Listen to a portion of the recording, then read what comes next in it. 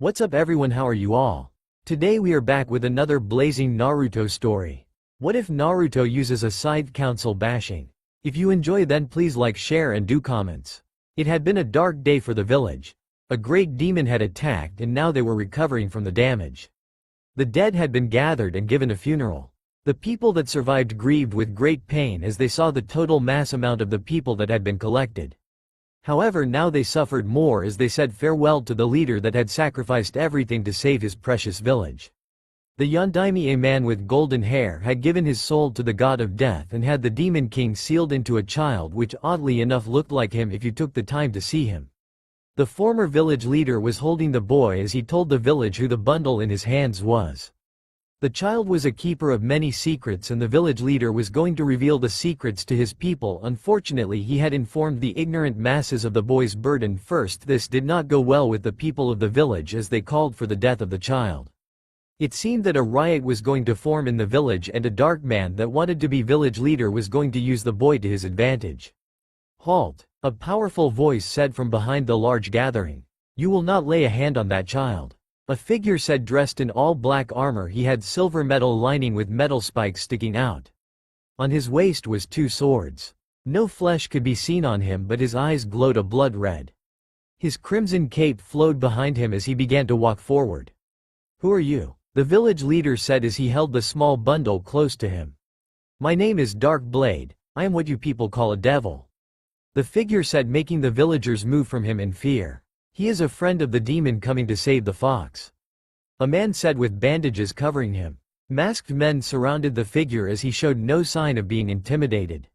"You were barely able to survive against Kyuubi, much less me," the man said as his cape flew and the four closest men to him suddenly were cut into 8 pieces. "I won't allow you to take Naruto," the village leader said as he showed his battle-ready gear under his ceremonial clothes. "Take him? I have come to thank the boy," Dark Blade said, making the village confused. "Kyuubi was a tyrant, one I have been fighting to overthrow long before your village existed," Dark Blade said before appearing in front of the Hokage. What wonder that a creature so small and innocent could contain the former demon king. "Naruto, I on behalf of the Netherworld thank you for your noble sacrifice," Dark Blade said after getting on a knee. "He's lying, he is trying to trick us to keep Kyuubi safe," a council member yelled. "You can't see it but I can." Kyuubi roars in pain as he is forever locked in the boy's soul. "But you fools will set him free if you kill the boy. That is something I can't allow," Dark Blade said as he stood and drew his sword. "With my blood I give you power to stay protected," Dark Blade said as his blood fell on Naruto's forehead after he sliced his wrist. "What are you doing?" the Hokage said as he snatched Naruto away. "I'm already done," Dark Blade said as black chakra flew out of everyone and surrounded Naruto. Then a body was formed. It was like a dragon's but smaller and not so ferocious. "What is your name?" Dark Blade said as the creature looked at him. Imp, the creature said before roaring. "You will protect this child with your life. No harm is to come to him while under your watch. These are the gifts from the Netherworld for saving it from true evil," Dark Blade said as he handed 2 scrolls to the Hokage. "In it he will find my fighting style along with a weapon style that I started with before I used these. And this is my gift," Dark Blade said as dark chakra formed in his hand, making a small scythe. He placed it on Naruto with the metal far from hurting the newborn. To the surprise of the Hokage, Naruto took hold of it as to not let go. A scythe made from the Black Dragon King. There is no weapon like it in the mortal realm. Now you will be able to kill both demons and angels or anything else in the realms. Keep the boy safe. I have a netherworld to conquer. If Kyuubi is freed I will finish what he started," Dark Blade said before disappearing with a black flame. Imp gave a roar as it flew around the Hokage and the blonde. Imp took the scrolls and swallowed it, making the village leader confused. The Sandaime didn't know what to do, so he dismissed the village to speak with the council on what had just happened. "So what now?" a man with white hair said, since the council was quiet except for the imp that was taking care of the blonde and the crib. Dark Blade, "I think he might have been equal in power to Kyuubi," the Hokage said, making the people in the council look at him in disbelief.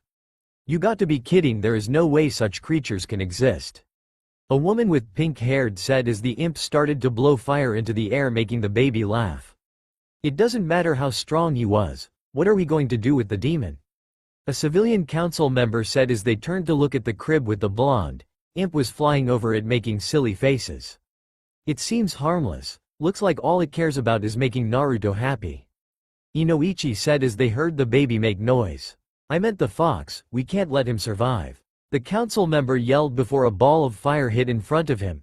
They turned to Imp and he was glowing red as if his flesh had become a river of molten rock. In his mouth was the liquid rock forming to make another attack. Dark Blade already told you Naruto is Naruto and Kyuubi is Kyuubi. What more proof do you need?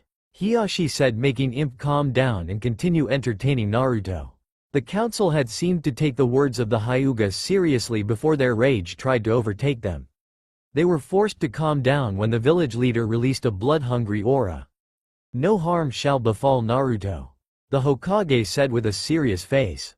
Dark Blade wants Naruto alive, so that he can keep Kyuubi out of hell long enough to take over it. What if he forms an army to attack here? Sume asked as the council got quiet. I don't think he would have dared. If what the Yondaime's notes are true, it's going to take a long time for Kyuubi to be destroyed. If he did create an army, he wouldn't attack because it might accidentally unleash Kyuubi.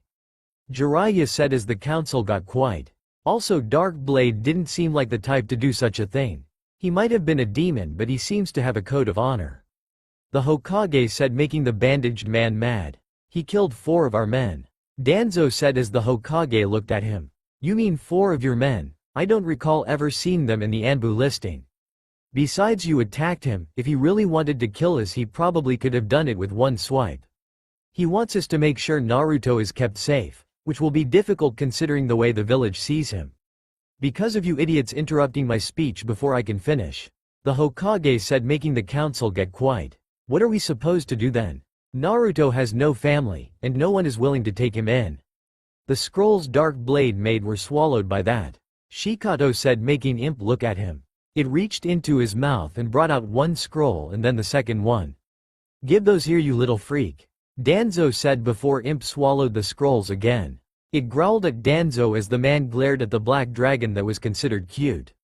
That is why he ate them. You want to take them for yourself. The Hokage said, making Danzo glare. There is others that can put those things into better use than a nameless child. Danzo said, making Imp growl in rage. I don't care how you feel, those are Naruto's scrolls and no one else. I hope you do take them, that way Imp can tell Dark Blade and you can have a demon come knocking on your home. The Hokage said, making Danzo look at him in a glare. That won't happen. Danzo said before a smirk grew on the Hokage. Who knows, he gave Naruto the scrolls to make him stronger, to keep him alive. If you take them, you jeopardize his plan. Plus he seems to know what is going on, so he will get you. No one noticed when he entered the village till he talked. The Hokage said, making Imp nod its head. All we need to do is keep Naruto safe and healthy. Imp will know when it is time to train him. The academy should help as well. Shibi said, getting a nod from his fellow council members. They didn't want to risk getting another Kyuubi-level demon coming to their village. Then it's decided we provided Naruto everything he needs until he becomes a shinobi capable of protecting himself. The Hokage said with a smirk before getting up and taking Naruto. Shouldn't you take that from him? Sakumo asked as the scythe was close to poking Naruto. He won't let it go and it doesn't cut him. The Hokage said as he placed Naruto's hand on the sharp steel. The baby grabbed it and nothing happened. Then the Hokage took a kunai and placed it where Naruto had grabbed it and it was cut by the scythe. Imp, Naruto needs a change, the Hokage said as he left with the demon after him. 5 years passed and the golden blonde was running through the streets of his village with the scythe on his back. No one knew where he got it, but a black harness had suddenly appeared. It reminded the Hokage of the sheaths Dark Blade had for his swords. Imp was flying after Naruto. It had not grown much in the 5 years. It was now half the size of Naruto instead of bigger like when the blonde was a newborn. It still cared for Naruto, helping the blonde with his everyday life and playing with him. They were going to the Hokage office. The village leader had something important to tell the blonde. They sneaked past the secretary and entered the office unannounced. Old man, Naruto said with a happy smile after kicking the doors open. Welcome, Naruto, the Hokage said as he took in the look of the blonde. Naruto wore a lot of black, red and orange.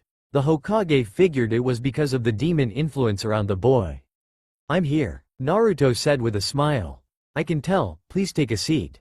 The Hokage said as Naruto sat on the couch. The Hokage had been talking to two Chunin. One had long black hair and red eyes and the other purple hair and a stick of dango in her hand. "You're right, imp," Naruto whispered to his guardian. As the Hokage continued to talk to the women in front of him. "They are too pretty to be the old man's girlfriends," Naruto said, making the Hokage choke on the smoke from his pipe. "Don't be telling him weird things," the Hokage said before throwing his coffee mug at Imp. The creature batted it away with his tail. Both of the attractive women laughed at the scene before the Hokage calmed down and finished his meeting with them. "Naruto, I got some good news for you," the Hokage said, making the golden blonde glow. "You're buying me ramen?" Naruto said before Imp growled his disapproval.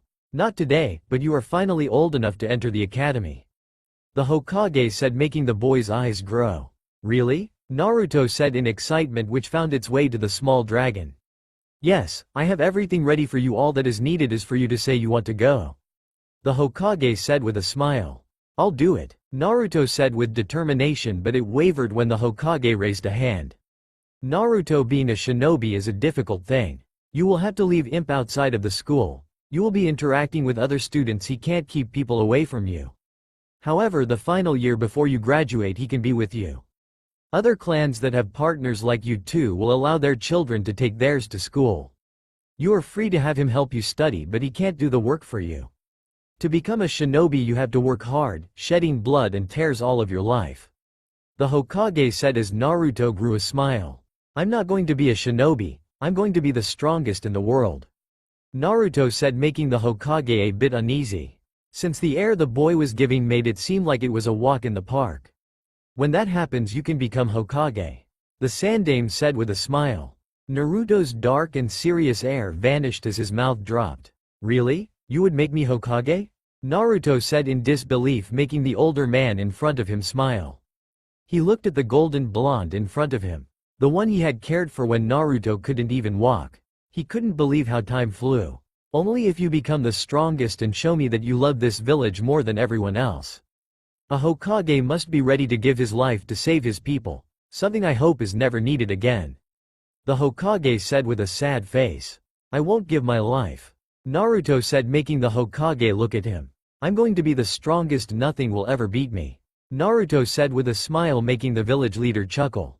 "I hope to see that day soon. Here is some money to buy some of the tools you will need," the Hokage said, giving Naruto a wallet that looked like a green toad. "This is mine?" Naruto said as he took the fat wallet. "It's for taking the first steps to letting me retire. If you ever have the chance, come in here again and I'll try to tell you a bit of becoming Hokage," the Sandaime said, making the blonde smile and leave with determination. "Naruto is a good kid and has shown he knows when to fight and when to keep calm. The Anbu have told me that Naruto is being trained by Imp. For what I don't know, but that dragon isn't cruel, it allows Naruto to have fun while keeping him out of trouble," the Hokage said before taking a deep breath from his pipe. "I wonder what that dragon's abilities are, besides shooting a ball of molten rock," the Hokage said before starting on his paperwork. Naruto was excited even though no one could see it. Imp had taught Naruto long ago to keep a mask on as he walked in public. A serious and calm face was the best to keep people guessing. The black dragon with rock-like armor walked in front of the blonde to prevent him from getting glared by the village. It had taken almost 3 years for Konoha's populace to learn not to mess with the blonde, since it would make the dragon become aggressive. Naruto stopped at the place the Hokage had told him to get his supplies at. Imp had set a restaurant on fire after they had tried to kick Naruto out with deadly force. After that, the village leader had to find who would let the blonde shop. He was upset that it was only a small percentage. Naruto took a deep breath and went in. He was amazed at all the weapons that were available, but he was never going to trade in his scythe for anything. After Dark Blade gave him the weapon, Naruto had never let it go or kept it farther than he could reach. Naruto wondered what he needed and was going to talk to the man before Imp pointed to the wallet in his hands. Naruto opened it and was surprised to see a list of the things he was going to need. He was also surprised that in his new wallet was enough money to keep him in his apartment and his stomach full for a year. Naruto and Imp looked at each other before looking at the prices of the things available. So that is Naruto. I don't get why people don't like him. He seems like any other kid that has come here. Except they didn't carry a scythe that could easily hack a man in half. The store owner thought before Naruto turned and walked out of his store. Is he going someplace else? The man thought before he saw Naruto jump to a light pole and kick off it to reach the rooftops. That is something a kid his age shouldn't be able to do. Looks like letting the kid here is going to be fun, the man said after the shock of seeing Naruto perform the trick had left him. Naruto ran to his home. He had been able to see the quality of the weapons and figured that the level the Hokage wanted him to start at was low. Since there was a set 3 times as expensive as what the Hokage told him to get. Naruto opened the door to his apartment and rushed to his dresser. He pushed it out of his way. It showed a strange seal, one that no human would ever dream of making. Imp placed a hand on it and it glowed for a moment before a black hole appeared. The little dragon reached in and brought out a steel box. Naruto opened it and brought out all the money he had saved since the first day his home had been vandalized by people. It contained money the Hokage would give him as an allowance, money to buy his food, which he never did since Imp showed him how to survive off the land. It also had all of Naruto's birthday money, Christmas money, and money for spending at festivals and during the summer. Nothing Naruto ever used since Imp would make him spend his time in the woods of Konoha. They had found a forest that had been caged in steel wire. Imp had Naruto cut through the steel with his scythe, a process that took a half an hour, and both would travel into the woods to hunt what they could. The hunts had made Naruto develop a high level of strength since he would have to run after a meal or sometimes run from it. If anything ever got too dangerous, Imp would intervene. Naruto grabbed his money and began to fill his new wallet. Imp and Naruto were surprised that the wallet would never get full after the golden blonde had filled it with half of his life savings. They figured it might have a special ability and continued to fill it until no money was in the box. Naruto put the list of the things he needed since it was written by the Hokage, a man he saw as a grandfather. Almost everything given to him by the man was a part of his treasure. Naruto didn't know how to read, but Imp did, which is why the Hokage sent letters to the boy since the dragon would somehow tell him what he needed to do. The Hokage learned that the two had a bond, like they could feel and communicate with each other, but it was instant sometimes. Naruto and Imp sealed the steel box and pushed the dresser back where it belonged. They both hurried to the store. It brought a smile to the owner since now he didn't have to find the golden blonde. "You here to get things for the academy?" the man asked, making Naruto nod his head. "You starting a bit late, but it won't make a difference," the man said as he walked from his chair to help the blonde. "I'm starting late?" Naruto said, making the man nod his head. "Everyone starts the academy when they are 5. The man said as Naruto looked at Imp, then at the man again. "I am 5, Naruto said, making the man's eyes grow. He stopped and began to count the years since Kyuubi attacked. He was fortunate and had lost nobody to the beast, so he didn't have a reason to remember when the beast struck. "Here I thought you were 6 going on to 7, the man said, making Naruto look at him in confusion. "Anyways, I think I know what you need," the man said as he gave Naruto some bandages for holding kunai holders. He then gave Naruto a pouch for holding generic ninja tools and filled it with steel string, a first aid kit for beginners, some shinobi rations and a cleaning kit for weapons. He was going to grab a kunai and shuriken combo pack, but Naruto coughed. "I want those, 2 sets please," Naruto said, pointing at the ones high on the wall. The man recognized them for being weapons only Anbu carried. They were heavier and stronger than the basic set by almost 5 times. They also had been made with seals that helped them not be affected by the environment. A person could throw them in a hurricane and still get a bull's eye from 30 yards away. He smiled and reached for 2 sets. "The big ones, no reason I should worry about losing weapons anytime soon," Naruto said, making the man nod his head.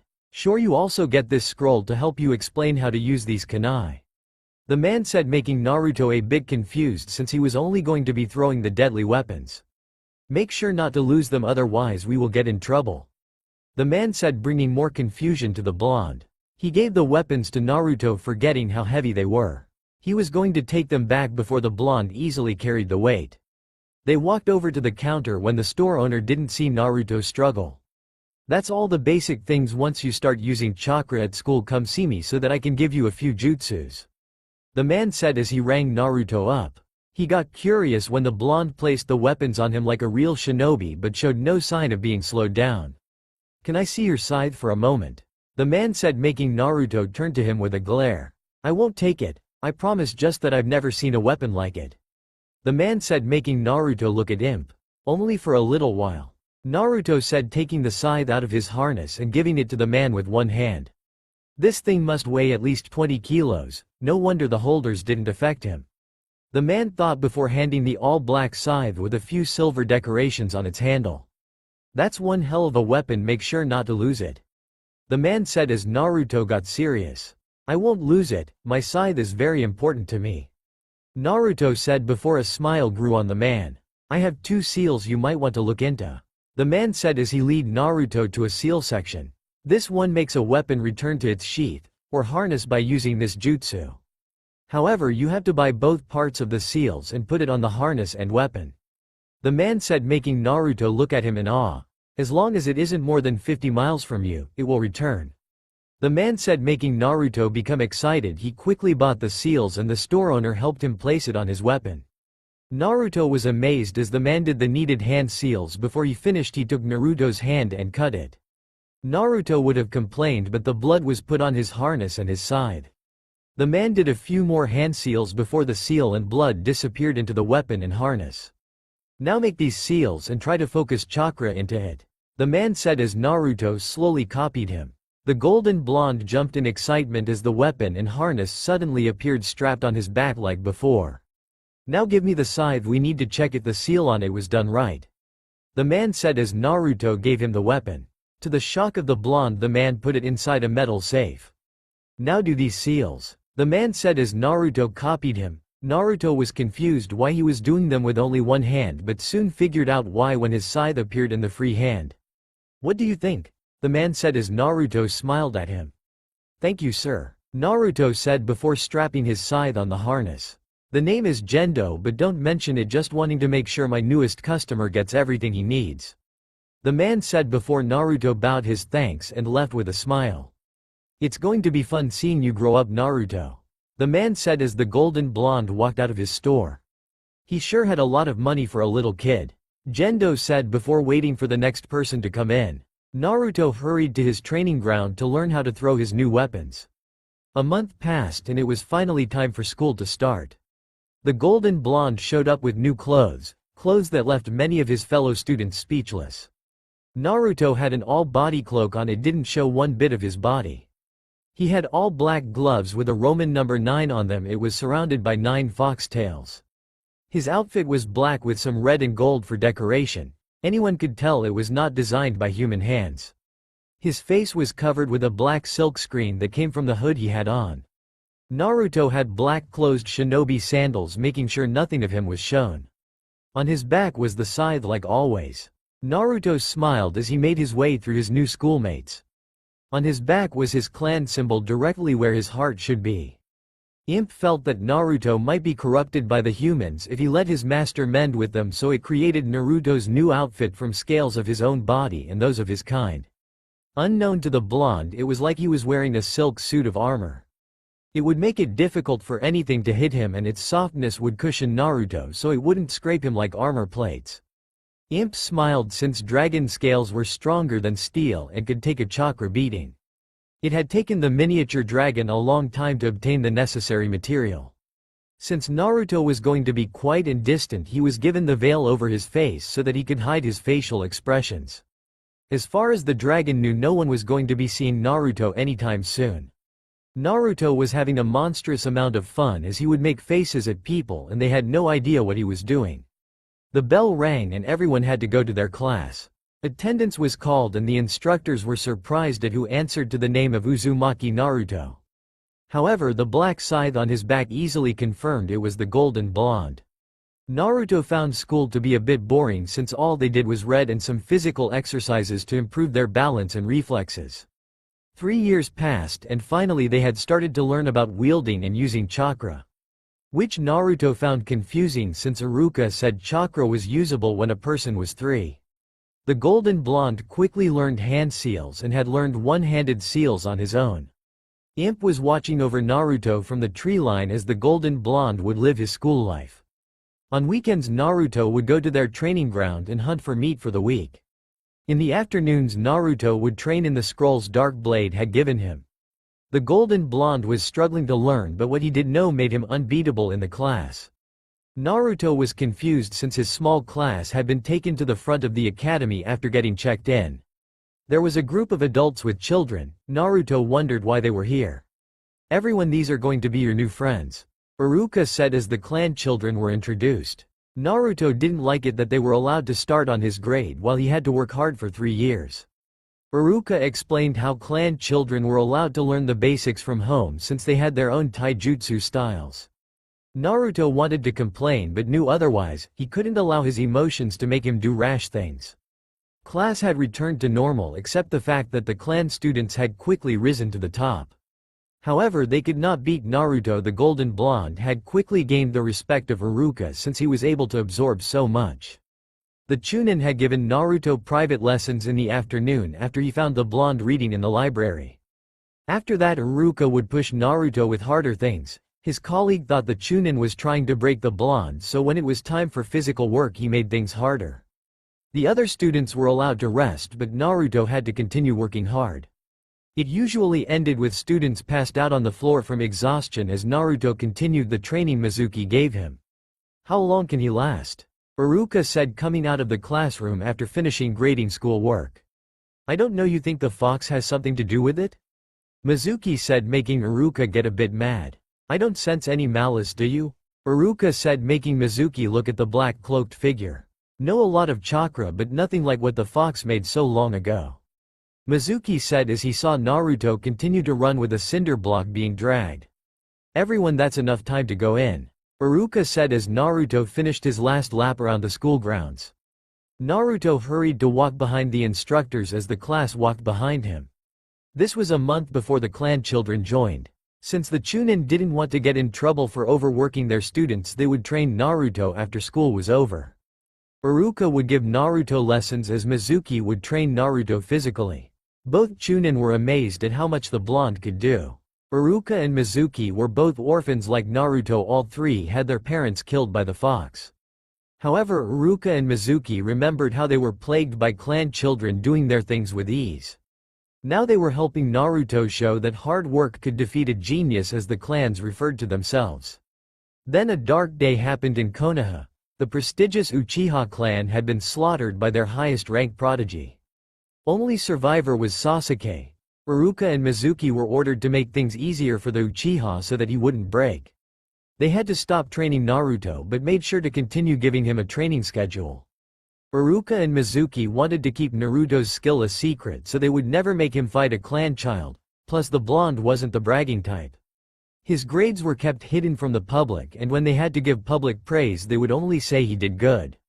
But the blonde knew they meant something more. It was 3 months after the Uchiha massacre and Naruto had yet to say a word in class. He was sitting in his chair taking notes before someone stood in front of him. He looked up and was surprised to find the platinum-haired girl named Ino.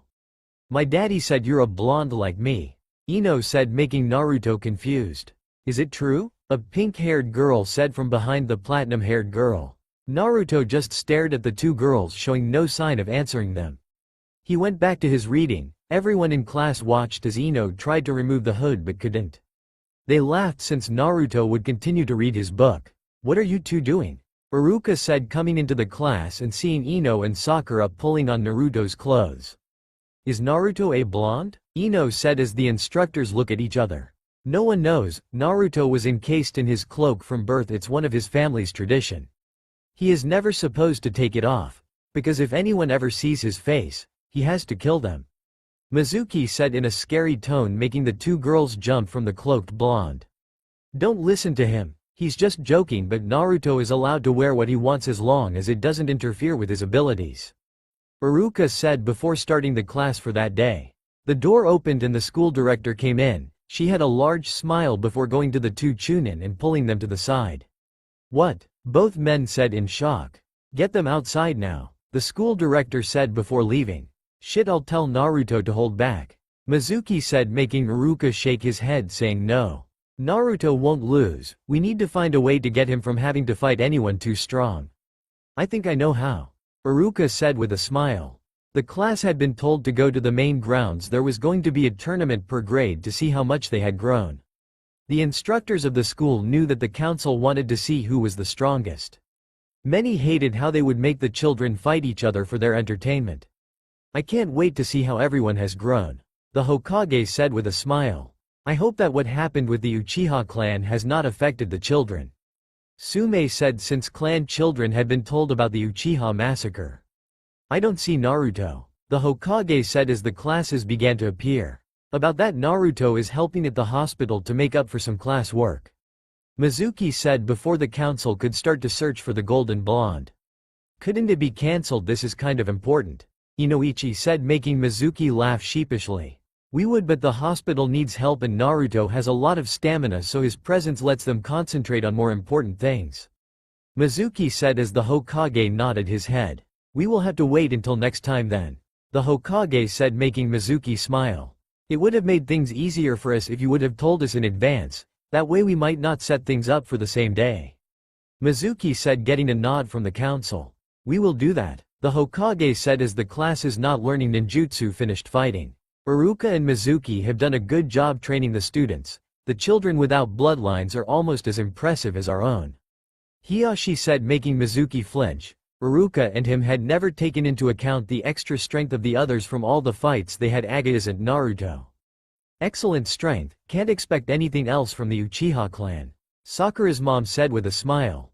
He wasn't that strong, the boy that was being treated after his fight with Sasuke said, making the Uchiha and council glare at him.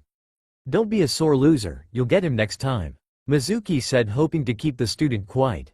I'm not mad I lost, it's just he isn't as strong as Naruto, the boy said, making everyone watching confused. It's good you stand up for your friend, but you need to conserve your strength, Mizuki said before slipping a 1,000 ryo bill in the hand of the student. Be quiet, Mizuki whispered, making the boy nod his head. Is there something you are not telling us? Danzo said, making Mizuki pale a bit. Naruto has never lost a fight, a female student said, making the council look at her in disbelief. He's never gotten hurt ever or even gets tired, another boy said, making Mizuki wish Iruka was here to bail him out. Isn't his score average? Shibi asked. It is, but Naruto has had so much experience dodging certain people that his reflexes are more developed than others, Iruka said, making Mizuki thank God. I see, but I find it hard to believe Sasuke couldn't even touch him, Tsukumo said, making Sasuke grunt. I've never fought him, Sasuke said before waiting for his next opponent. And why is that? The Hokage said, turning to Iruka. Naruto doesn't have a clan, so he won't be able to help Sasuke and the other bloodline carriers grow stronger since his skill is lower than theirs, Iruka said, making the council smirk with pride. The Hokage was going to say something but got cut off when Mizuki made Kiba fight Shino. Sasuke had won his class tournament and had won a jutsu. Naruto on the other hand was doing intense training for the afternoon. The golden blonde got home and was surprised that the Hokage had come to see him. Old man, Naruto said after seeing the village leader. How you've been, Naruto? The man said with a kind face. I've been well, anything I can help you with? Naruto asked after leading the village leader to his home. Actually there is something, the Hokage said as Naruto put tea in front of the Sandame along with a few snacks. I've heard that you have never lost a fight, the Hokage said, making Naruto smile. The golden blonde would change to regular clothes after his training was over or during off days. I'm going to become the strongest in the world. That can't happen if I lose against people weaker than me, Naruto said, making the Hokage laugh. No you can't, but I want to know what you think of the clan children, the Hokage said, making Naruto study him. You want to know if I think I can beat them? Naruto said, making the Hokage a bit surprised. I don't know, to be honest, there is a lot of things that can happen during a fight, Naruto said, making the Hokage smile. Good, because being arrogant and overconfident can be lethal, the Hokage said, making Naruto nod his head. Is there anything else, old man? The Naruto asked as the Hokage stood up. How is your training? The Hokage said, making Naruto think. Going well I guess, but I won't know until the Genin exams are here. Bunshin is giving me a lot of trouble, but I'm bound to figure out something sooner or later, Naruto said before the Hokage gave him some money and left. Naruto continued his life of hard training. Everything was easy until the council appeared once more without warning. Iruka and Mizuki cursed their luck since Hiyashi had been the one to tell them to assemble outside for the tournament. 2 years had passed since the first one, and 4 times Iruka and Mizuki had gotten enough luck to hide the golden blonde. The council along with the Hokage were surprised to see the black-clad student standing like a professional warrior. That look will bring nightmares to Konoha's enemies. Danzo said with a smile. I've never seen this side of Naruto. The Hokage said as the blonde fought off his opponents with ease. The students saw that he was masterly blocking them, but the council along with seasoned shinobi can see he was allowing the blows to reach him. Naruto had defeated his bracket of opponents and had done it at record time. Another thing that had the two Chunin glowing with pride is that Naruto was calm during his fights. Never did he charge his opponent, nor was he packing too much power, just enough to knock them out for the win. Naruto stood with ease as he stared down Sasuke. The Uchiha was standing with arrogance as if he had already won the match. This will be a good match, Sume said as Sasuke got into his family style while Naruto still stood tall. Make this quick, Mizuki whispered to Naruto before signaling to begin. Sasuke charged Naruto and threw a few punches and kicks. The students were amazed at the speed being shown as Naruto dodged from his strikes. Before anyone knew what happened, Naruto had led Sasuke to the edge of the ring and pushed him on the back out of the ring. Sasuke had thrown a roundhouse, but Naruto had ducked under it and then did the push to Sasuke's exposed back. Sasuke had turned to continue the fight, but Iruka stopped him. You stepped out, Iruka said as Sasuke looked at the red line in front of his feet. But our fight isn't over yet, Sasuke said as Mizuki gave out a light laugh. You need to learn, Sasuke, that not all the missions you will take in the future require you to fight. This shows you need to be more aware of your environment. I think it's time for the others to start, Mizuki said as the teachers for the next class started to prepare their students. They have a lot of explaining to do, the Hokage said as Iruka and Mizuki led Naruto to them. Naruto stared in silence at the Hokage and council members. You fought well, more than deserving of a jutsu, Danzo said with a smile. He was impressed at the skill the living weapon showed. Is there a reason why you never told us how much of a gem the boy is? Hiyashi asked, making the Chunin uneasy. Naruto isn't talented, Iruka said, making the leader of the village confused. We have beaten everything Naruto knows into him.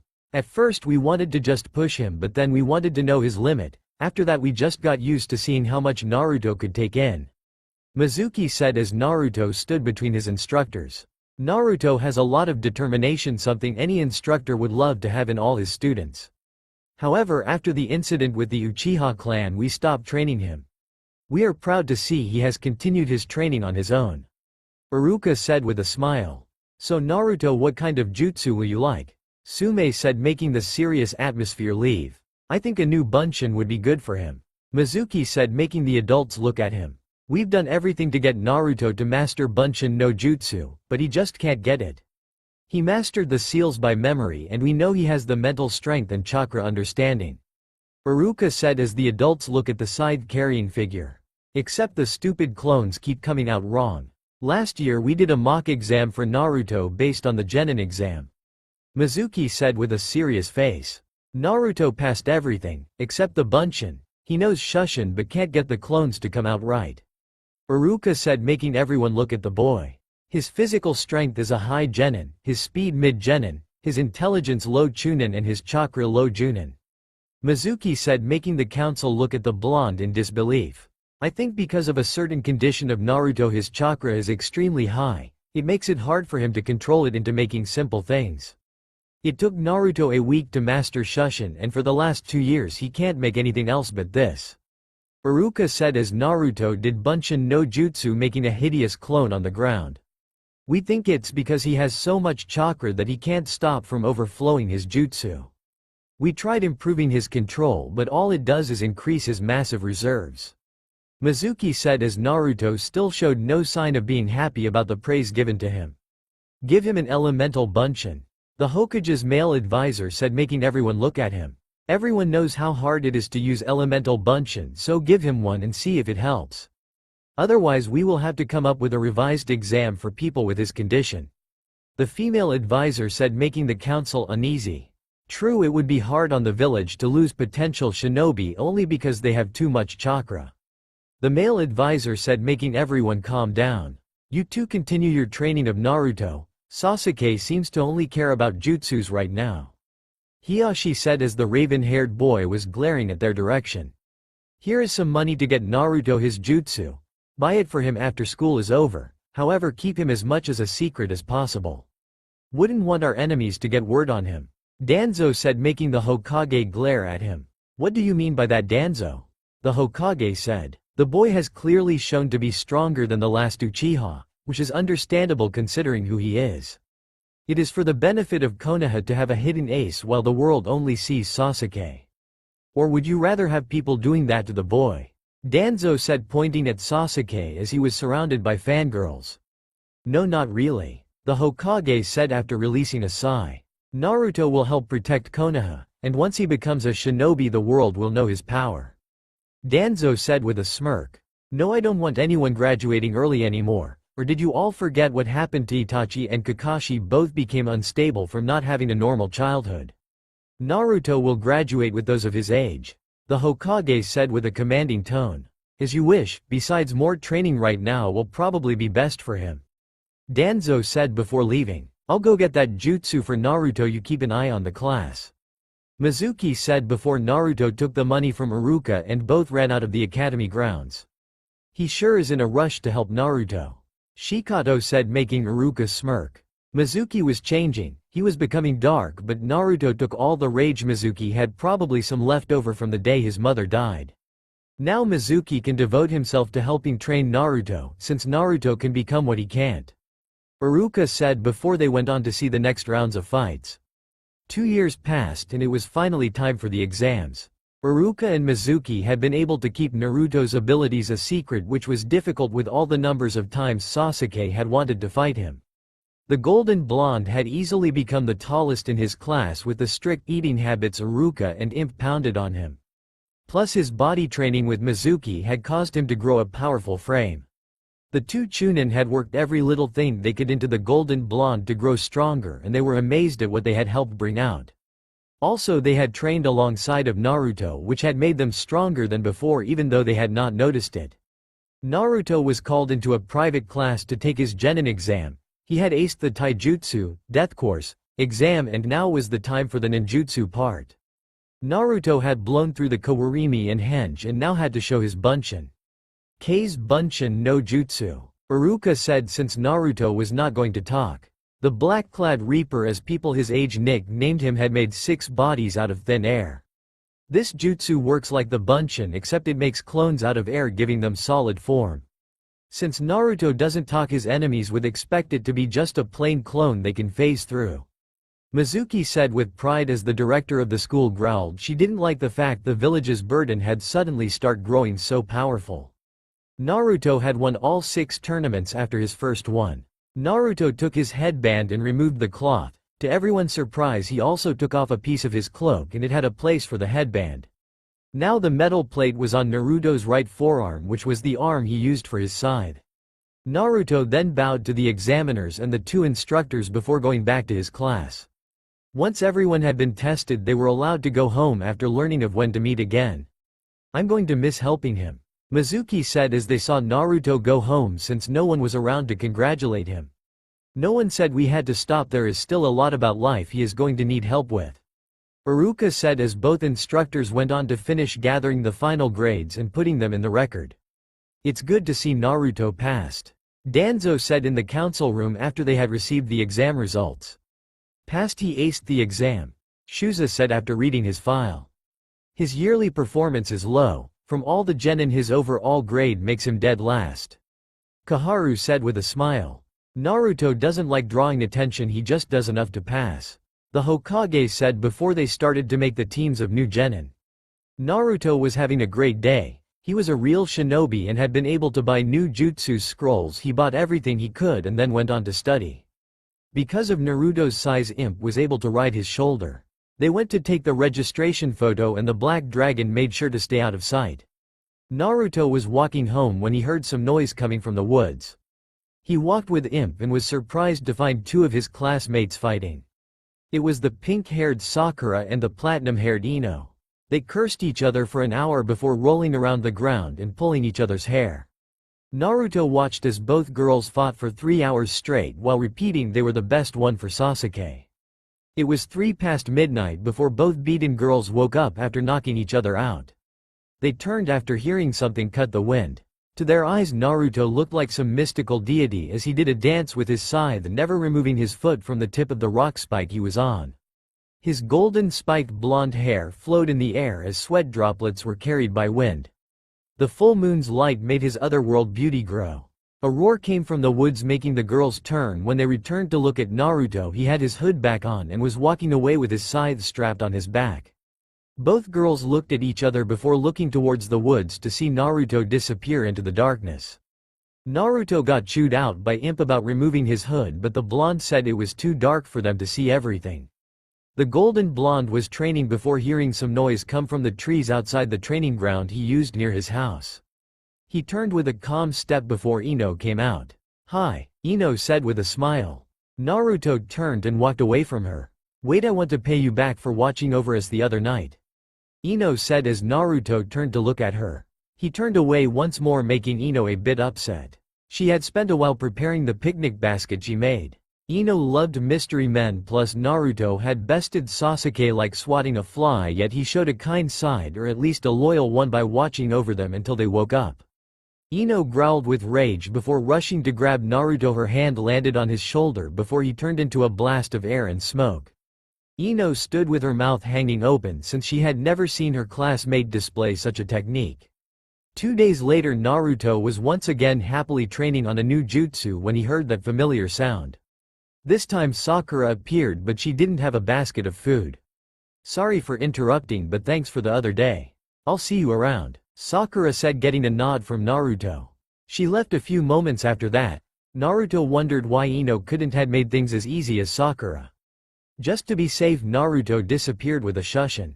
Sakura's mouth was left hanging since Naruto had used a Chunin-level jutsu with ease. She hadn't even seen him use his hands.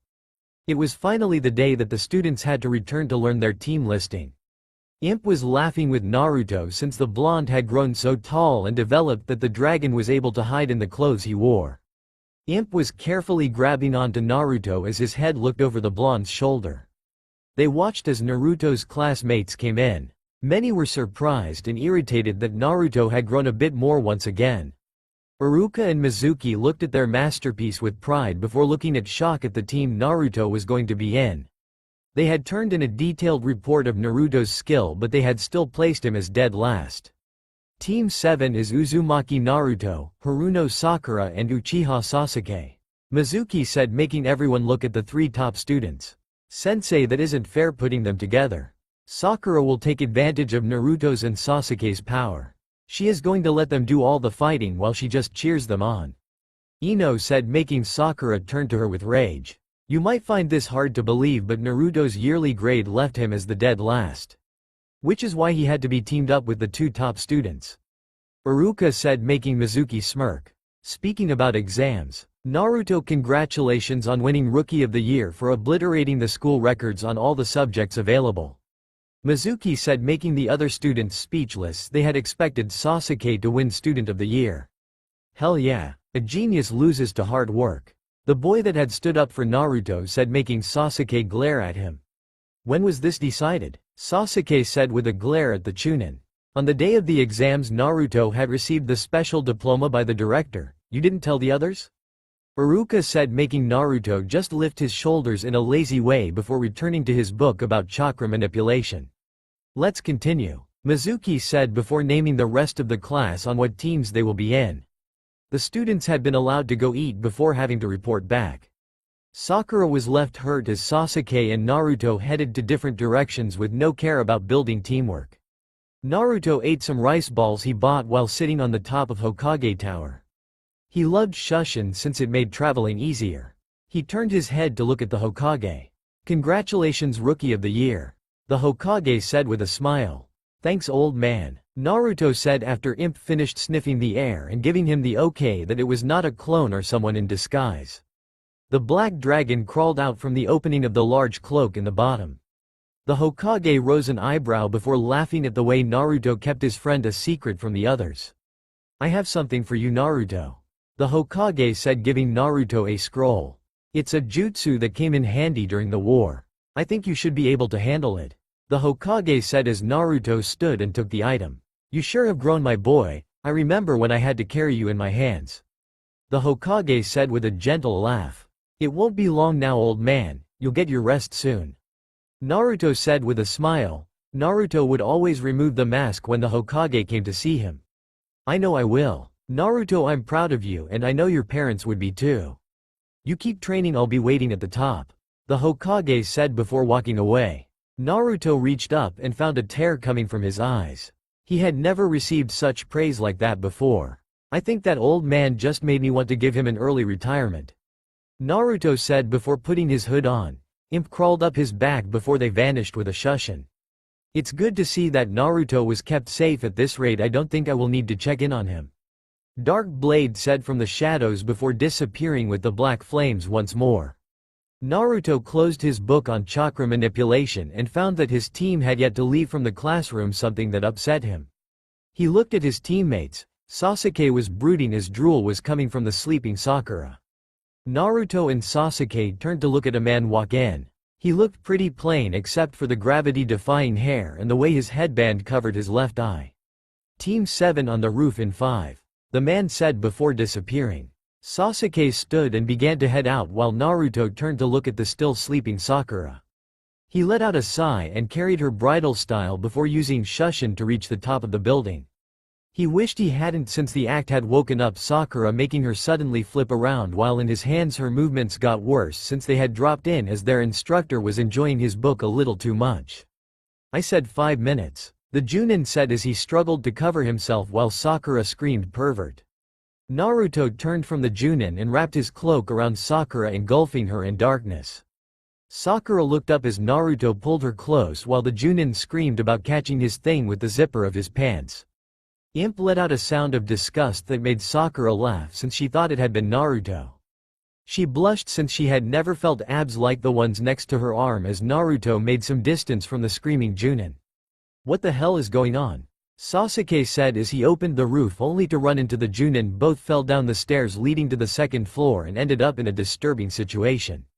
Naruto's cloak moved off Sakura's head as the blonde closed the door of the stairs and let out a sigh. Naruto looked down at Sakura and saw her blushing. We should never speak about this, Naruto said, making Sakura shocked. Naruto's voice seemed like something out of a dream. It was full of power, yet it was calming when it reached her ears. Naruto lowered her to the ground and unwrapped his hand from her after getting a feel she wasn't going to collapse. Naruto then went and sat in the shadow of a tree. You can talk? Sakura said, making Naruto look at her. Why don't you? Sakura said after Naruto nodded his head. You should do it more often? Sakura said after Naruto lifted his shoulders to say he didn't know why he didn't. Sensei wanted me to give you this, Sasuke said after opening the door of the stairs. Sakura's and Naruto's eyes grew as some white, almost milky substance was in Sasuke's hair. Sakura jumped back from Sasuke when he tried to hand her one. Naruto used his scythe to grab his and Sasuke put Sakura's copy since she wasn't going to get it anytime soon. Sasuke left and his teammates didn't inform him about the substance in his air. Sakura looked at Naruto. Naruto read his paper over before disappearing with shushin to prepare for the exam their Junin instructor had. Sakura turned to leave and wondered what grudge Kami had against her. Naruto entered his favorite shinobi store and walked into the projectile section. He got 2 more packs of the high-grade kunai and shuriken. The packs he had now were still full, but Imp had just added 2 more pockets areas for extra weapons or scrolls. Naruto brought the packs over to the counter and waited for someone come ring him up. A girl with 2 hair buns came from the back with a smile it almost left when she saw Naruto. Naruto lifted his wallet and shook it a bit to bring her back into reality. I know that wallet, the store owner said, making the girl turn to him. Who is this Tusan? The girl asked as she studied Naruto. One of my top customers, so here to add more weapons to your arsenal? The man said with a smile, making Naruto nod his head. I just got in 2 more styles, you want to buy them to study them? The man said, making Naruto nod his head. That's a taijutsu and a kenjutsu style, neither blends with the other. The girl thought as the cloaked stranger paid for the things he was taking. You take care, and if you need anything else just ask, the store owner said before Naruto bowed his head in a thankful manner. So? The girl asked, making her dad look at her. So what? Her dad said while going back to do his smithing. You're not going to tell me who he is? The girl said with a mad face.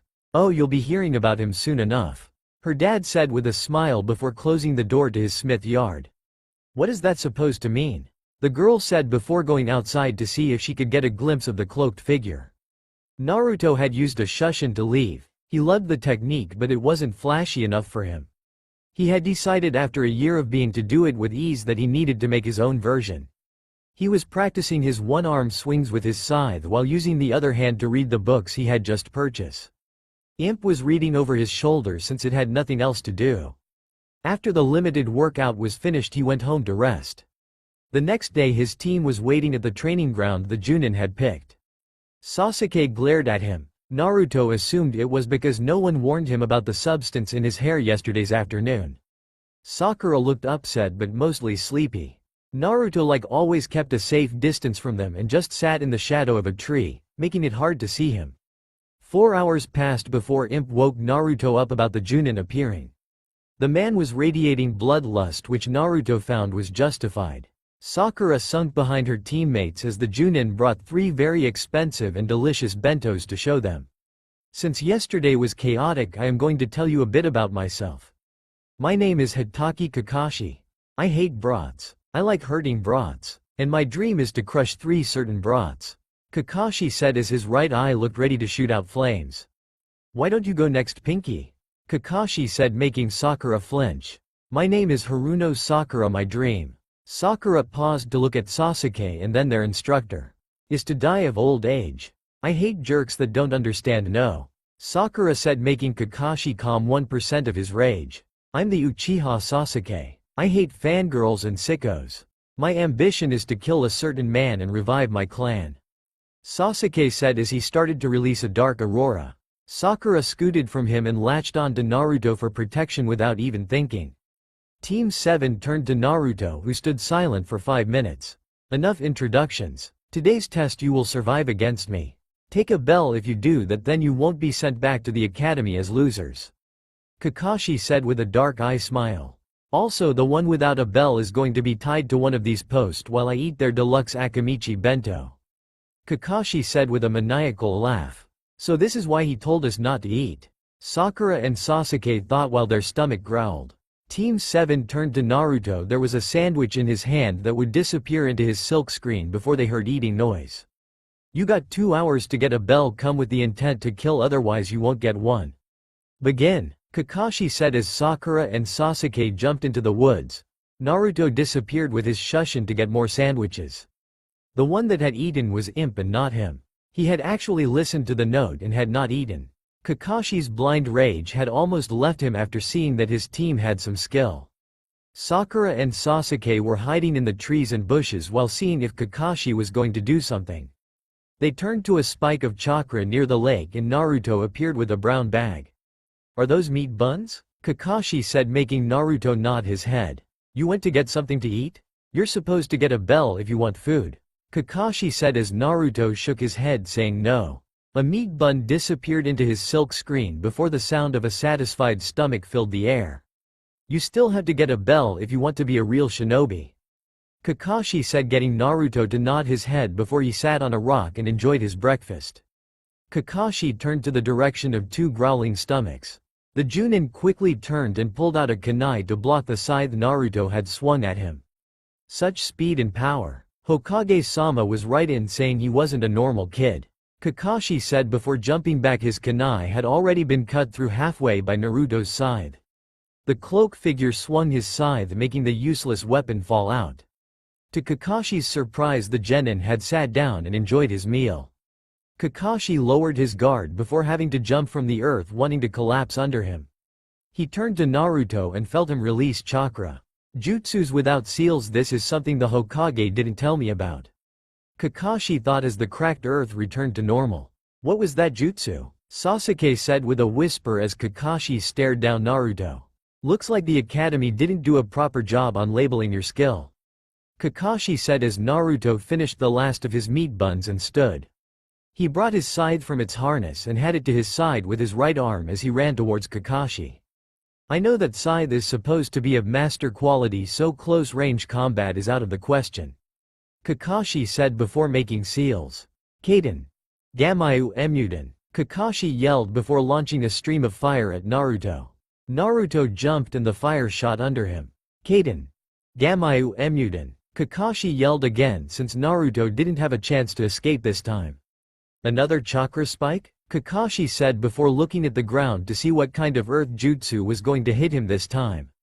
To his shock, water flowed from the lake and made a wall in front of Naruto, protecting him from the deadly flames.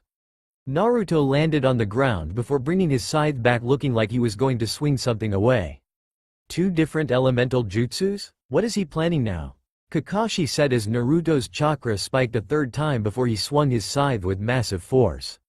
Kakashi's eye grew as a powerful wind smashed into him. Wind? What is this kid made of?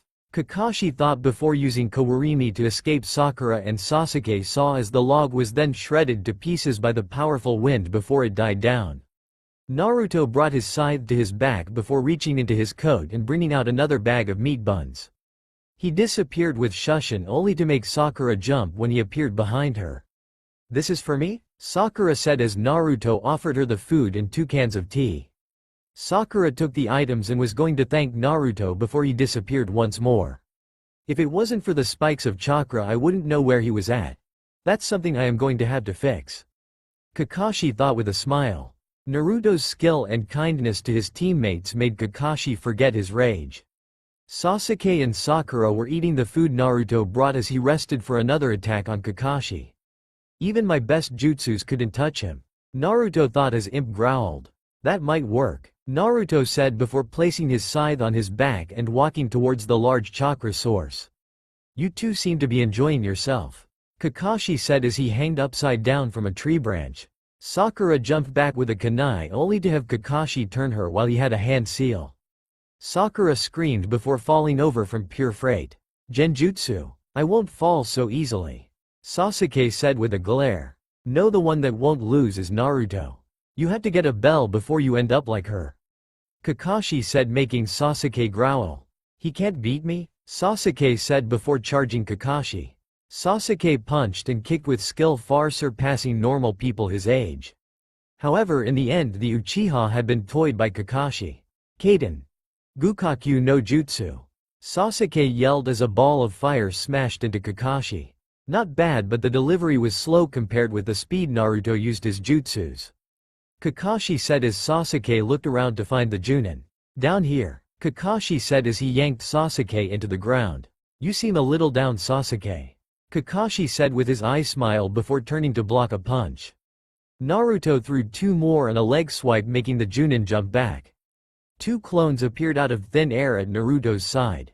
Kakashi prepared for a charge before a clone picked up Sakura and ran off with her. The second clone began to walk back with its scythe drawn. So he was only helping Sakura, he must know she wouldn't last long. Kakashi thought before the real Naruto charged at him again.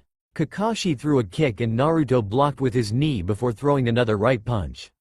Kakashi blocked it before his stomach was hit by the bottom blunt tip of Naruto's scythe. His left hand. I thought he was right-handed, Kakashi thought as the blow knocked him back. He looked down with confusion as a black rock-filled tail had wrapped around his leg, making him trip. Naruto brought his scythe on Kakashi using both hands to spin it to gain more force. Kakashi caught the safe side of the blade to prevent from hitting. To his shock, it was heavy, but there was no force pushing on him. Naruto had jumped back when he saw Kakashi was going to catch his attack. Imp had let go of Kakashi's leg and crawled up his master's back. Another chakra spike, Kakashi thought as he saw electricity gather at Naruto's left hand while his right made an unknown seal to the Junin's eye. "He pinned me down for this one moment," Kakashi thought as the bells were magnetically pulled towards the electric-filled hand. Naruto closed his hand once the bells had landed. He quickly put it inside his cloak. Kakashi tossed the scythe to the side before standing up. Naruto made a final hand seal with his right hand before showing the open left. His scythe reappeared ready to strike. "Interesting, I was wondering why you finally let go of your precious scythe," Kakashi said before they heard the alarm sound saying the test was over. "Let's go wait for the others," Kakashi said as he led Naruto to the log post. 4 different elements and he used them all without seals. It greatly limits their power, but with the chakra he just threw away with ease makes it pointless to him. "I'm going to have fun training him," Kakashi thought before the two Naruto clones appeared with Sakura. Naruto took the sleeping girl and nodded a thanks to his clones as they disappeared with a light breeze. An elemental bunshin? You know they are only a tenth as strong as you, right? Kakashi said, making Naruto nod his head. It sucks not being able to buy stronger jutsus. Naruto said, making Kakashi look at him in disbelief. Naruto-kun, Sakura said with a sleepy voice as the blonde carried her bridal style once more. Half an hour later, Sasuke appeared with dirt covering his clothes. Sakura was still sleeping in Naruto's hands as Kakashi told him about how he planned to stop the blonde's chakra from snitching him out. All good for you to join us, Kakashi said before disappearing and pinning Sasuke to the ground. Why did you tie me up? Sasuke yelled as Kakashi made an eye smile. You didn't have a bell, Kakashi said, making Sasuke look at Naruto and the sleeping Sakura. Naruto had one tied to his scythe as Sakura had one in her hands as she slept. A cold wind blew and she instantly snuggled closer to Naruto for warmth. Since you already ate, this shouldn't bother you too much, Kakashi said as Naruto woke Sakura up and put her on the ground. I don't know about you, but all that fighting made me hungry, Kakashi said as he and Naruto ate while Sakura was trying to figure out what was going on. How did I get a bell? Sakura said as she looked at the item tied to her pinky. Naruto gave it to you after he took them from me. He showed team spirit by making sure that you were not left behind. Sasuke did well for his age, but there was only 2 bells, Kakashi said with an eye smile. You took a bell from Kakashi-sensei? Sakura said, making Naruto nod his head. How? Sakura said, making Naruto look at her. Sasuke had also quitted down to hear how his rival did it. Sasuke figured after all he saw using Naruto and Kakashi would help him grow stronger. He asked for them, Kakashi said with his eye smile, making the genin look at him with shock. Imp was glad no one could see the smile on Naruto. We were allowed to do that? Sakura asked. All I said was you had to get the bells, never how you had to do it, Kakashi said with his lazy voice. Now then, let's go home, tomorrow starts the real training, Kakashi said as he and Naruto stood up. Sakura had no idea when they had finished eating. Naruto placed a hand on Sakura's shoulder. She turned to him and saw his black-gloved hand point at Sasuke. You want me to untie him? Sakura said before she felt his hand leave her. She turned and found that Kakashi and Naruto had disappeared with Shushin. Naruto went to go train with the jutsu the Hokage had given him. A smile grew on his and Imp's face. Kakashi had entered the room where he was to report if his team passed or failed. He walked with a bored and lazy step as he read his favorite book. He was using this image to hide the smug look on his face. It's good to see you join us on time, the Hokage said, making Kakashi look at the clock. I think I dropped my wallet, Kakashi said before some Junin stepped in front of the door. That can wait, why don't we start talking about this year's graduates? The Hokage said after Kakashi turned and stood next to his friends. Like every year, most of the teams were showing the lack of maturity to pass. So Kakashi, how did your team do this year? The Hokage asked with a smile. Iruka and Mizuki were also smiling. They failed to work as a team, but 2 of them got bells, Kakashi said, never looking from his book. It must have been Sasuke and Sakura, they were ranked as the top of the class. A Junin said from the back. Actually, Naruto got both bells and gave one to Sakura after I knock her out with a genjutsu. Sasuke was up to his head with dirt when that happened, Kakashi said while turning a page. How did the boy get the bells? An older Junin said before having to correct himself from glares from the Hokage and 2 Chunin. He bombarded me with different elemental attacks until he got close enough to pin me to the ground. I would say he is near the borderline of being Chunin, Kakashi said, never looking at the shocked look of the people in the room. Explain, the Hokage said, making Kakashi look up to him. He started with Doden, blocked with Suiden, countered-attacked with Futon, and got the bells with Raiden. He also used Shushin and Bunshin with ease during the fight. Not to mention he did this to my kunai with his scythe, Kakashi said, showing the half-cut weapon. How did he learn to use so many different elements? Kurenai asked as the 2 Chunin in the back glowed with pride.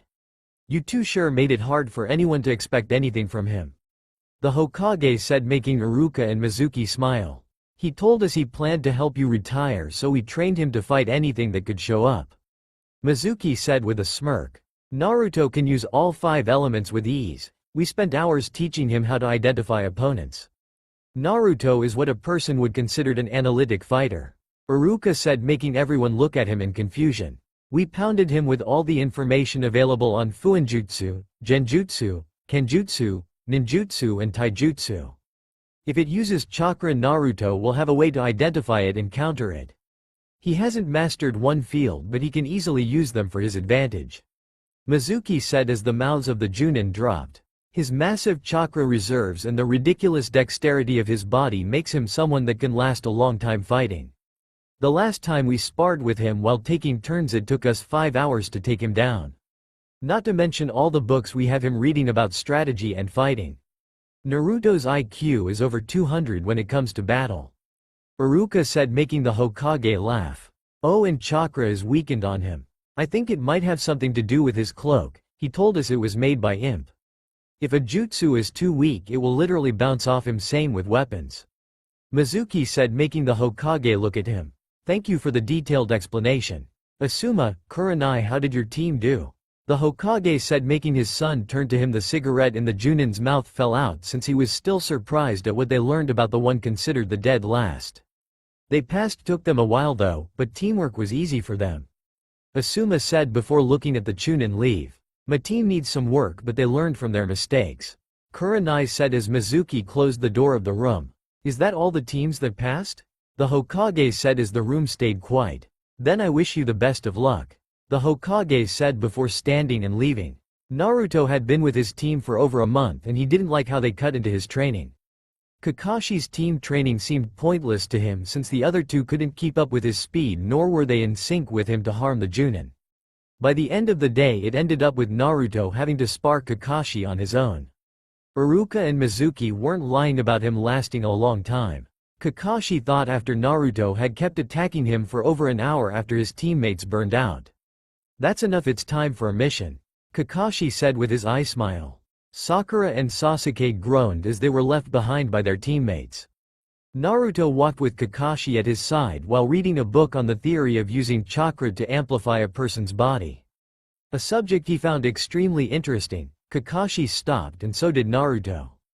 They were a few feet in front of the tower as a team. Kakashi didn't think his students were ready for turn to them. My eternal rival, are you here to request a mission as well? A man wearing all green said as he did a pose. Huh, did you say something? Kakashi said, making the green beast scream. My hip rival, what a cool way to throw me off. Guy said before looking at Naruto as he walked past him and his team towards the tower. I see you're passing your hip ways to your student, Guy said as Naruto entered the building. He must have felt it would kill his brain cells staying any longer near you, Kakashi said as the two teams entered the tower. Well then, I expect to hear good things from you three, the Hokage said as Iruka and Mizuki stood in front of Naruto. We'll be borrowing Naruto for a while, Mizuki said before the three left the mission briefing room. Bring him back in one piece, Kakashi said, making the mouth of Guy and the genin drop. And here I thought you were going to stop them, the Hokage said, making Kakashi turn to him. Why would I? Naruto is more than capable of working with others. We're here for a mission, Kakashi said, making the Hokage nod his head and reach into the ever-endless D-rank missions. Guy-sensei, is that allowed? The mini green beast said, making his instructor turn to him. If the genin is skilled enough, yes, Guy said, wondering what was going to happen with the black-clad boy. Naruto and his Chunin instructors were training as clones did the petty D-rank missions. The clients and people around watched with awe as the strange scene would unfold throughout the village. Naruto had done 10 missions with ease and was sitting down in a restaurant with the Chunin. I think that was good for today. By the end of the week you should have enough D ranks to qualify for a C. Now Naruto, since you are special, we can't let you spend too much time outside the village, Iruka said, making Naruto study him. You're to become Konoha's hidden ace, so we need to move as fast as possible when we start heading out the village. Also, to secure your safety, we will be doing missions with other teams nearby in case something goes wrong, Mizuki said, making Naruto nod his head. Let's go turn these in so that we can go home, Iruka said as the three stood in union and placed enough money to pay for their orders. Naruto had gotten upset that the Hokage made him do twice as much D ranks than normal, but he understood since he was using clones. 2 months passed as Naruto would do his team training and daily spar with Kakashi, Then a C-rank mission in the afternoon with Iruka and Mizuki. They would sometimes return late at night, and on Friday they did a weekend mission since Team 7 was off during those days.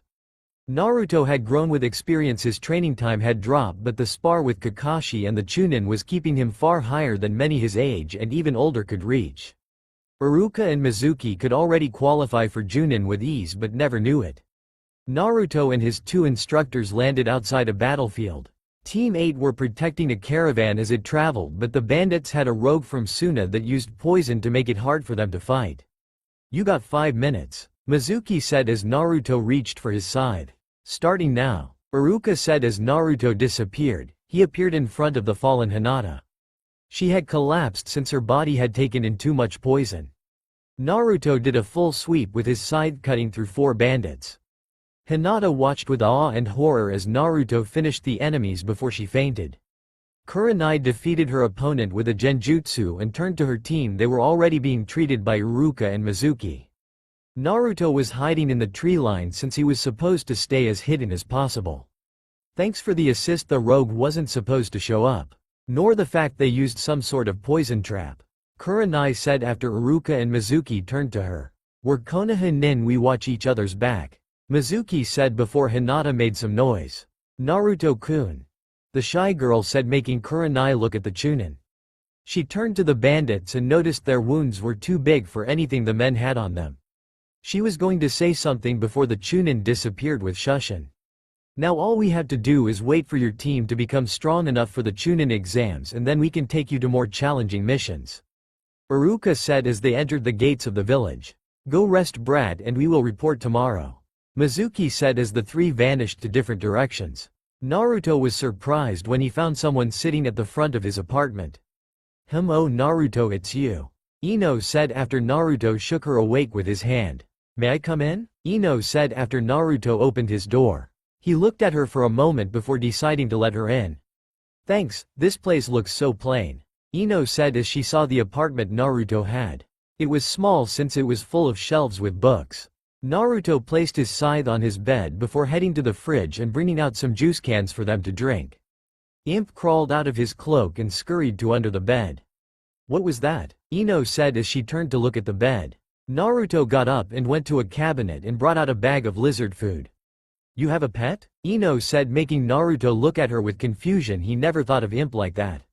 "What's his name?" Ino said before a bell rang on Naruto's clock. "Oh god, it's late, my dad is going to kill me. I got to go," Ino said, standing up. "Before I forget, I wanted to know if we can spar on Sunday, even for just a little while," Ino said, making Naruto look at her in confusion again. "You're the strongest guy. The first no and a mission went bad the other day. I don't want to feel helpless again," Ino said, making Naruto nod his head in understanding.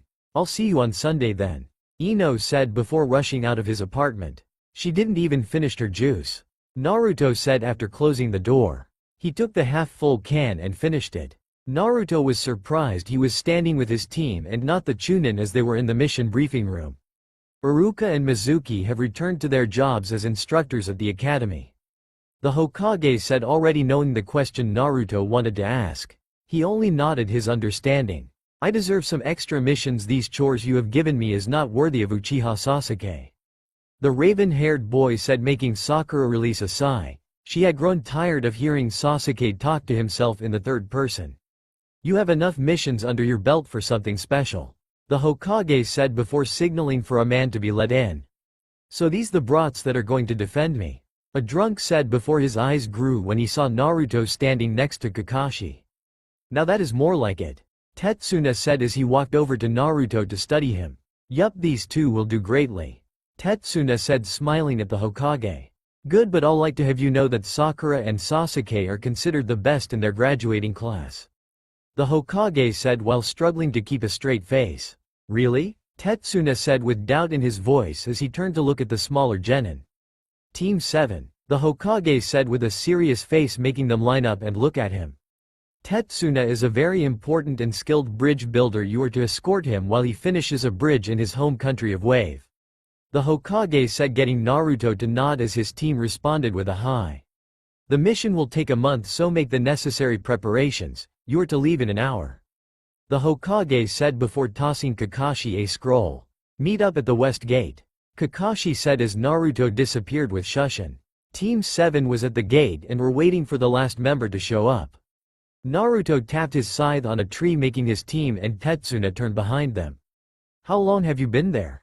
Sakura asked. 10 minutes, I'm surprised you didn't notice him, Kakashi said before following after the walking Naruto.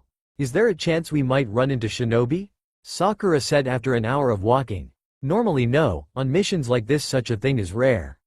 Besides, Wave is not a country that has a ninja force and it is located between two major villages, so they don't need one, Kakashi said, making Sakura more relaxed. Another hour passed before they came upon a weird sight. It was weird to Naruto's eyes. There was a puddle of water on the ground. He quickly tuned back and got a nod from Kakashi. Naruto slowed his pace and was now walking in between Sakura and Sasuke. They walked over the puddle. A few moments later Kakashi did the same, but not before two shinobi appeared out of the substance and wrapped him up. To the genin horror and that of Tetsuna, the Junin had been cut to pieces. That's one, the taller shinobi said before he got punched in the face by Naruto. The cloaked figure turned and blocked a clawed arm with his scythe. No, this can't be happening. Naruto is too strong to lose to them, Sakura thought as she saw Naruto give ground to the Kiri Nin. Naruto turned and let his opponent slide past him so that he could dodge another claw. Naruto! Sakura yelled as she saw him be suddenly tied up by the two brothers. To her horror, he was viciously cut by the chains since they had not been able to scratch the scythe. The chains came loose and Naruto fell to his knees. Sasuke growled with rage before making seals. He launched a ball of fire at the two nin. They separated their chain and took two different paths to kill Tetsuna. Sakura stood in front of Tetsuna with a kunai, but tears were running down her face. She knew if Kakashi and Naruto didn't have a chance against them, how would she? Sasuke turned to block off the nin before his eyes grew. Tetsuna and Sakura were suddenly pulled back from the shoulders. Their eyes grew as Naruto stood in front of them unharmed. A kunai appeared on his right hand while a shuriken on his left. Chakra surrounded him before he threw the two weapons at each nin charging him. The eyes of the Kiri and Konoha nin grew as one projectile suddenly became 100 and stabbed into the Kiri nin. Shuriken Cage Bunshin no Jutsu. That's a technique the Hokage used during the war, Kakashi said as he appeared next to Naruto. Both disappeared for a moment and reappeared with their fists smacked into the stomach of the heavily injured shinobi. You threw with enough force to stop them but not enough to kill them. You also missed their vital organs on purpose. I'm impressed, Kakashi said after tying up the men to a tree. But how? Sakura said as Kakashi and Naruto walked up to her and Tetsuna. Kawarimi, Sasuke said as Sakura looked at the spot she thought had been the death sites of her teammates. There was a shredded log and one with deep wounds with a scythe.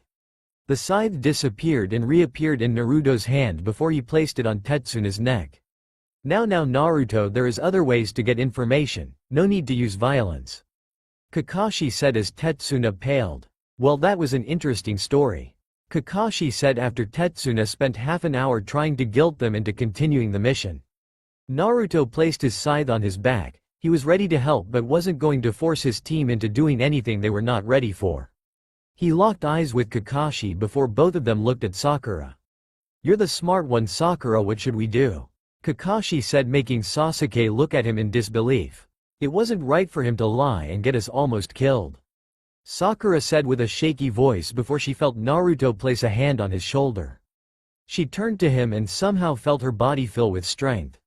But we're shinobi, it would be a disgrace for the village if we don't help, Sakura said with determination. I'm glad you feel that way, let's continue, Kakashi said, making Tetsuna release a sigh. It soon left when Naruto's scythe appeared at his neck again. This has now become an A- rank mission. You will pay the difference when Wave gets on its feet again, Kakashi said, making the bridge builder nod his head. Naruto didn't know how to feel as they traveled closer to Tetsuna's home. The man had lied to the village about the mission they were doing, but he had done it out of necessity. Worst case scenario would be that his teammates would learn about Imp. The Black Rock armored dragon was ready in case Naruto needed him. Unknown to Imp, or perhaps the dragon did know but Naruto didn't. The blonde wanted the dragon close to him, not to fight but to keep it safe. Imp was his first friend, but sometimes he wondered if the dragon thought of him the same way. The more he got educated, the more he questioned the creature that had been at his side since his birth. He had asked the Hokage how he obtained Imp.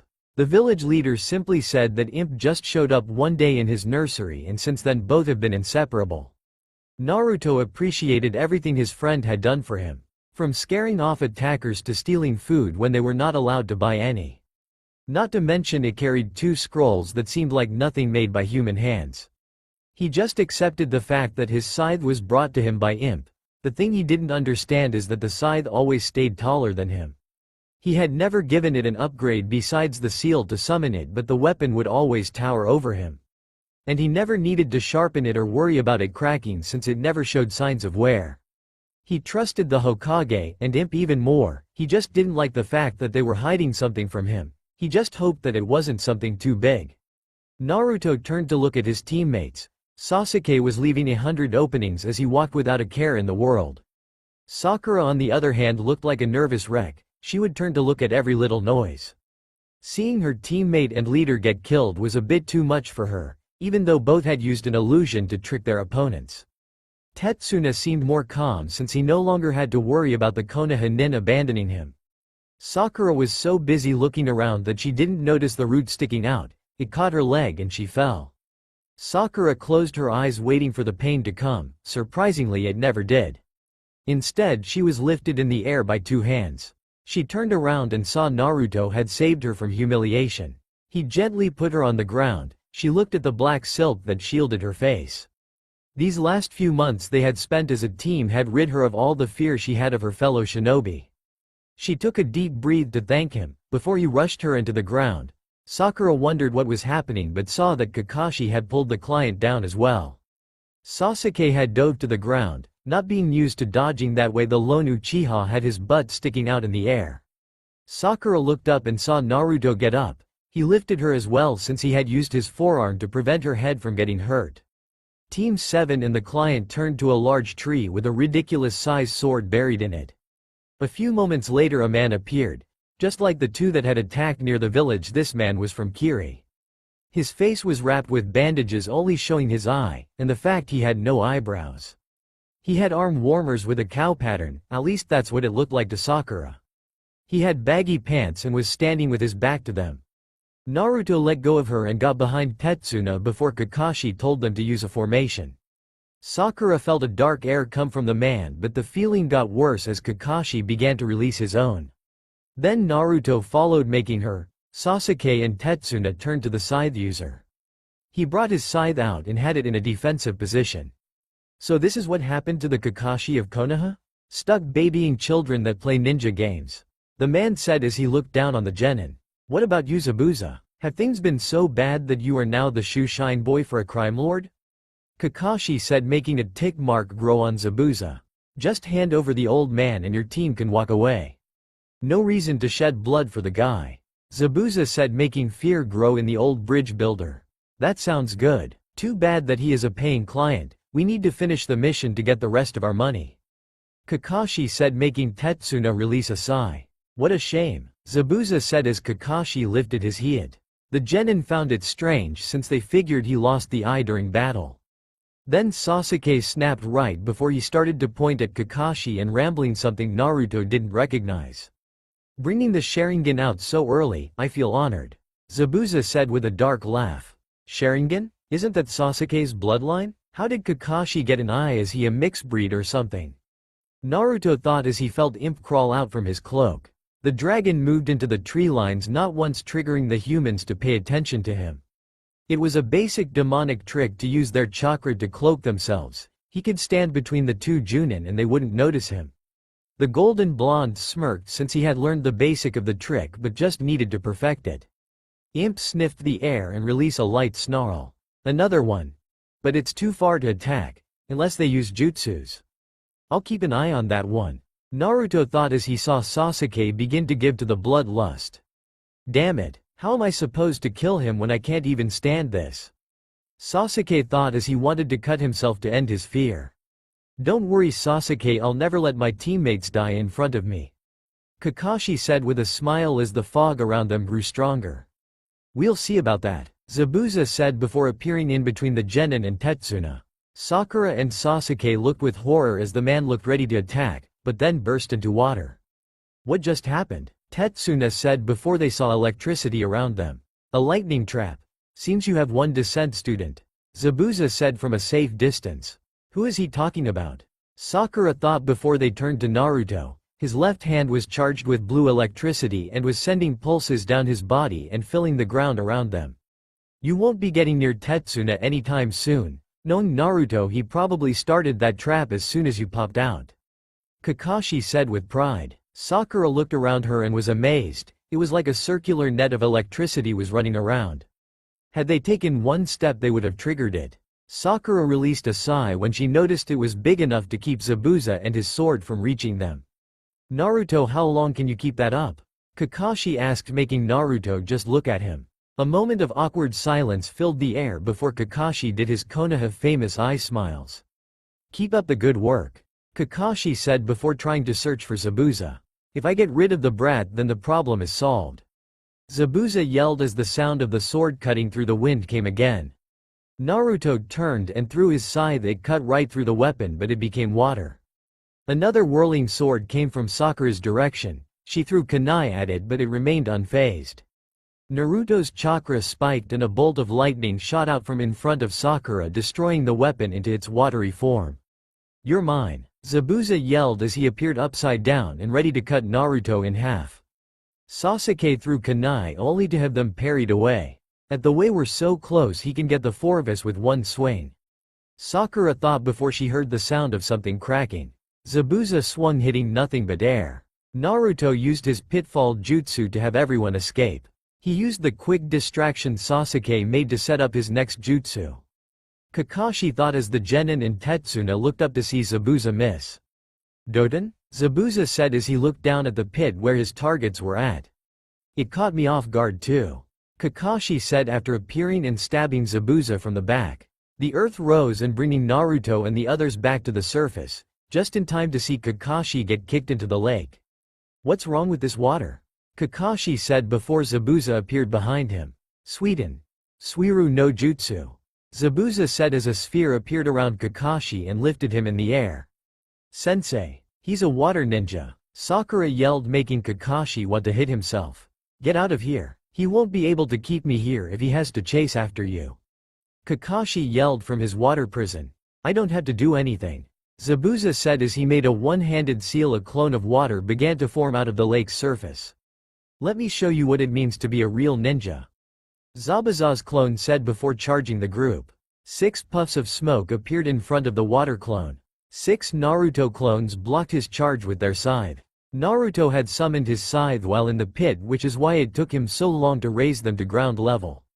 The clones were attacking in waves, making the water clone get farther towards the lake.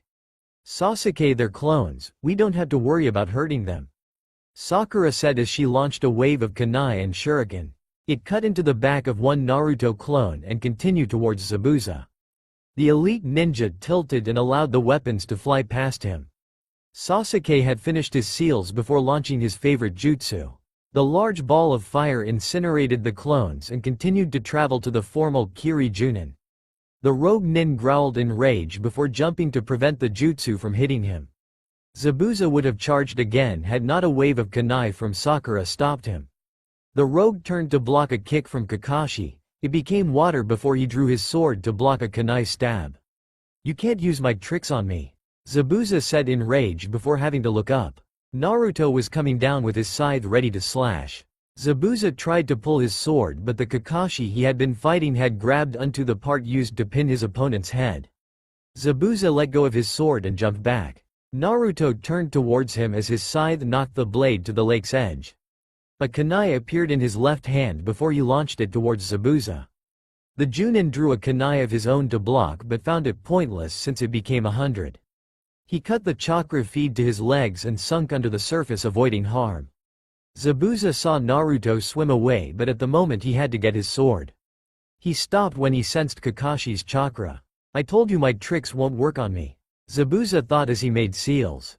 Naruto, that was careless, and how did you get so high? Sakura asked as she came to help him out of the water. The hydro prison Kakashi had set up made it hard to break from the surface. Naruto wrapped Sakura in a hug before a water dragon smashed into them. Sakura blushed before hearing the roar of the water dragon collide with where they had been. Sasuke grabbed Tetsuna and jumped into the air when he saw Naruto and Sakura disappear with Shushin. The dragon returned to the water but not before making a lunge at Kakashi, ending the water prison. Naruto landed on a tree branch, he let go of Sakura and she turned towards him. She had never seen her teammate look so tired. Naruto turned towards a tree line as Kakashi and Zabuza continued to fight. Sakura wondered why he launched kunai. She soon got her answer when a masked nin shot out towards Zabuza's sword. It sealed the weapon into a scroll before putting a tree between them to watch the fight in peace. Could it be an ally of Zabuza? Sakura asked her teammate. She knew he was trying to figure that out as well. A few moments later the stranger launched Senbon at Zabuza, piercing his neck. Kakashi had slammed Zabuza into a tree and injured him with kunai. The Kiri nin had tried to get up but then the Senbon hit, making him fall as dead as a log. Naruto and Sakura watched as Kakashi exchanged some words with the masked nin. Kakashi was relaxed as the nin lifted Zabuza. A roar came from the side and Imp slammed into the back of the masked nin. The three bodies rolled on the ground before the masked nin broke free and disappeared with Zabuza. Naruto took Sakura close again and used Shushin to appear next to Kakashi. I guess this means that Hunter Nin was a fake, Kakashi said as Imp crawled up to them. It reminded Naruto of a gorilla walking since his front legs were twice as long as his rear legs. The dragon had some clothes in its mouth. What is that? Sakura asked as Naruto let her go and walked towards Imp. That's Imp, you can consider him Naruto's partner. I feared the worst when he didn't brought it with him before, but I guess it has always been hiding somewhere, Kakashi said as he lowered his head. Is this? Sakura said as she brought her hand up to Imp's mouth. She grabbed some of the clothes and yanked it. The dragon was unfazed from the rude action. What is it? Sasuke said as he and Tetsuna walked next to them. The Uchiha was talking about Imp. This is silk and the design I've seen before, Sakura said before one thought came into her head. The piece of clothing was cute. It's a panty. A girl's panty, Sakura said, making Imp nod his head. So that masked guy was a girl? Could have fooled me, Tetsuna said before Kakashi almost fell over. Naruto appeared and caught his sensei. I'm just a bit tired, the Sharingan drains me, Kakashi said before standing on his own. Naruto went to a branch and cut it off with his scythe and then tossed the wood at Kakashi. Thanks for the walking stick, we should go before they decided to attack again, Kakashi said as Team 7 followed Tetsuna home. A few miles from them the fake Hunter Nin was yelling about Imp ripping her favorite lucky panties. Zabuza woke up and saw his tool look at its own butt. He decided not to bother with it and yanked out the Senbon from his own neck. Iruka and Mizuki looked at their class with new motivation since Naruto had taught them the joy of teaching. They wondered how their favorite student was, since they just heard he had taken his first C rank with his team. They knew the blonde was able to handle it but couldn't help worrying about the others since they had never really had a challenge in the academy. They hoped for the best before pushing their students harder than they had with Naruto's class. The Chunin decided that a little more hard work would never do a shinobi harm. They would let the children rest when they were passed out from exhaustion. The Hokage was a bit worried when a patrol came in after capturing 2 mist nin that had been tied up on the road to Wave. He let out a sigh before deciding to let Team 7 handle whatever problem was happening. If Kakashi and Naruto needed help they would ask for it. Naruto turned to look at Kakashi when the Junin had tried to wake him. Imp lifted his head from the ground and walked after them. There's a chance that those two will attack again, Kakashi said, making Naruto nod his head. But something seemed weird, Kakashi said, making Naruto nod his head once more. They were rogues but they didn't go full out, even if they were testing our skill, Kakashi said, getting a nod from Naruto again. I'm going to send word to the village to check in on those two, maybe we can find something useful. It's going to be a while till I'm at 100%. Until then you need to look after Tetsuna. I'll be training the others on tree climbing to improve their chakra control. You already know that, right? Kakashi asked, getting another nod from Naruto. Can you get Imp to send us word if you are in trouble? Kakashi asked, making Naruto look at the dragon. It nodded its head before letting out a yawn. I want you to wear this until I'm at 100%, that would be a week at the most, Kakashi said as he brought out a seal. It's a chakra-draining seal. It will make it harder to move. If you run into trouble, have Imp rip it off your back," Kakashi said as he placed the seal above Naruto's clan symbol. "Let's hope some dumb luck falls in so that we can prepare properly. Let's get some rest. Tomorrow is going to be the start of something big," Kakashi said as both used Shushin to enter the room. Naruto had seen Kakashi leave a few seconds before him. He put the blame on the new seal Kakashi placed on him. Morning was a bit chaotic since Sakura had woken up to go to the restroom. She had finished relieving herself and was going to flush before a hand came from the curtains of the shower and stopped her. Sakura jumped in fear and embarrassment. She looked at the ground and found Naruto's clothes and Scythe. Imp was laying on the ground looking at her with a sparkle in his eyes. Naruto let go of her hand and closed the curtain. "I'm so sorry," Sakura said before rushing out of the bathroom. "What's wrong?" Sasuke said as he tried to reach for the door. "No, stop," Sakura said, making the raven-haired boy look at her. "Why?" Sasuke said, making Sakura blush. "Naruto is in there, taking a shower," Sakura said, making Sasuke look at her with shock. "Didn't you just?" Sasuke said, making Sakura nod her head as her blush grew strength. "So what did he look like?" Sasuke said, making Sakura pause. "I don't know, I only saw his hand. It was a bit foggy, which is why I probably didn't notice anything," Sakura said before the sound of the toilet flushing came from the bathroom. Naruto came out with Imp on his shoulder. He walked past both genin and headed to the kitchen to eat. "Awkward," Sasuke said before noticing Sakura had gone in the bathroom again. "Sakura, open up," Sasuke said while pounding on the door. "Sasuke," Kakashi said, coming from the room he had been allowed to use. "Give the girl some privacy, it's rude to rush people," Kakashi said before going to eat. Sakura was eating as Sasuke came down with a mad face.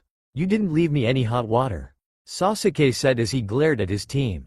"That's the reason we woke up early to bathe. I pulled rank to make Naruto wait until I finished," Kakashi said with his eye smile. "You better hurry up, kid, otherwise you are going to be left behind," Tetsuna said with a laugh. "Actually, since Zabuza was put in a near-death trance, it's going to be a while until he recovers. I would say a week. Before that happens, I will be giving them a special training course. In the meantime, Naruto is going to watch over you," Kakashi said as Sasuke glared at his rival. Sakura felt a bit left out since they were genin, but Kakashi seemed to have so much fate on Naruto. "That's fine with me, but what if you're wrong?" Tetsuna said, making everyone look at Kakashi.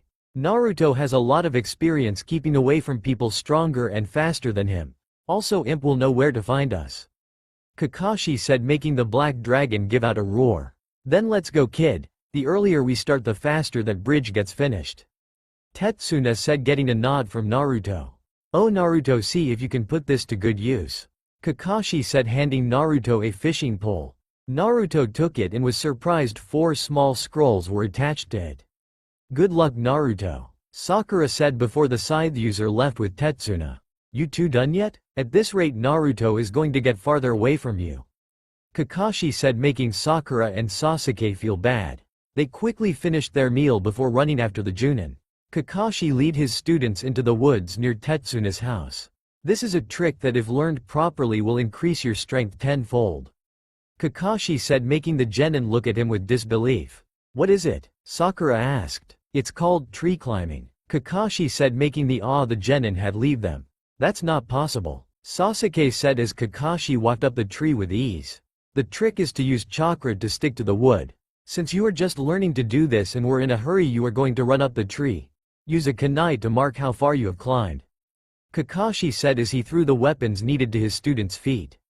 "Does Naruto know this?" Sakura asked as she took the kunai. "Yes, he does. He probably knows a few more advanced things since he had obtained private training. However, that is why I'm here to help the two of you," Kakashi said with his eye smile. "Begin," Kakashi said as his students ran up the tree. A smile grew on him as Sakura reached higher than Sasuke. The Uchiha grew with rage since he was behind both of his teammates.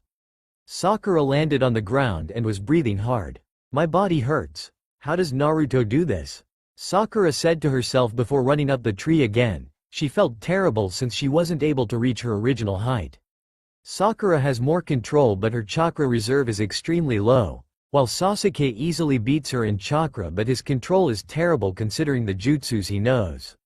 Iruka and Mizuki really knew what they were doing when they trained Naruto. It's almost impossible to find someone as balanced as him. They made my job a lot easier, Kakashi thought as he saw his students train. Naruto made a clone do some fishing while he opened the first small scroll. To his excitement, there was a jutsu for him to start learning.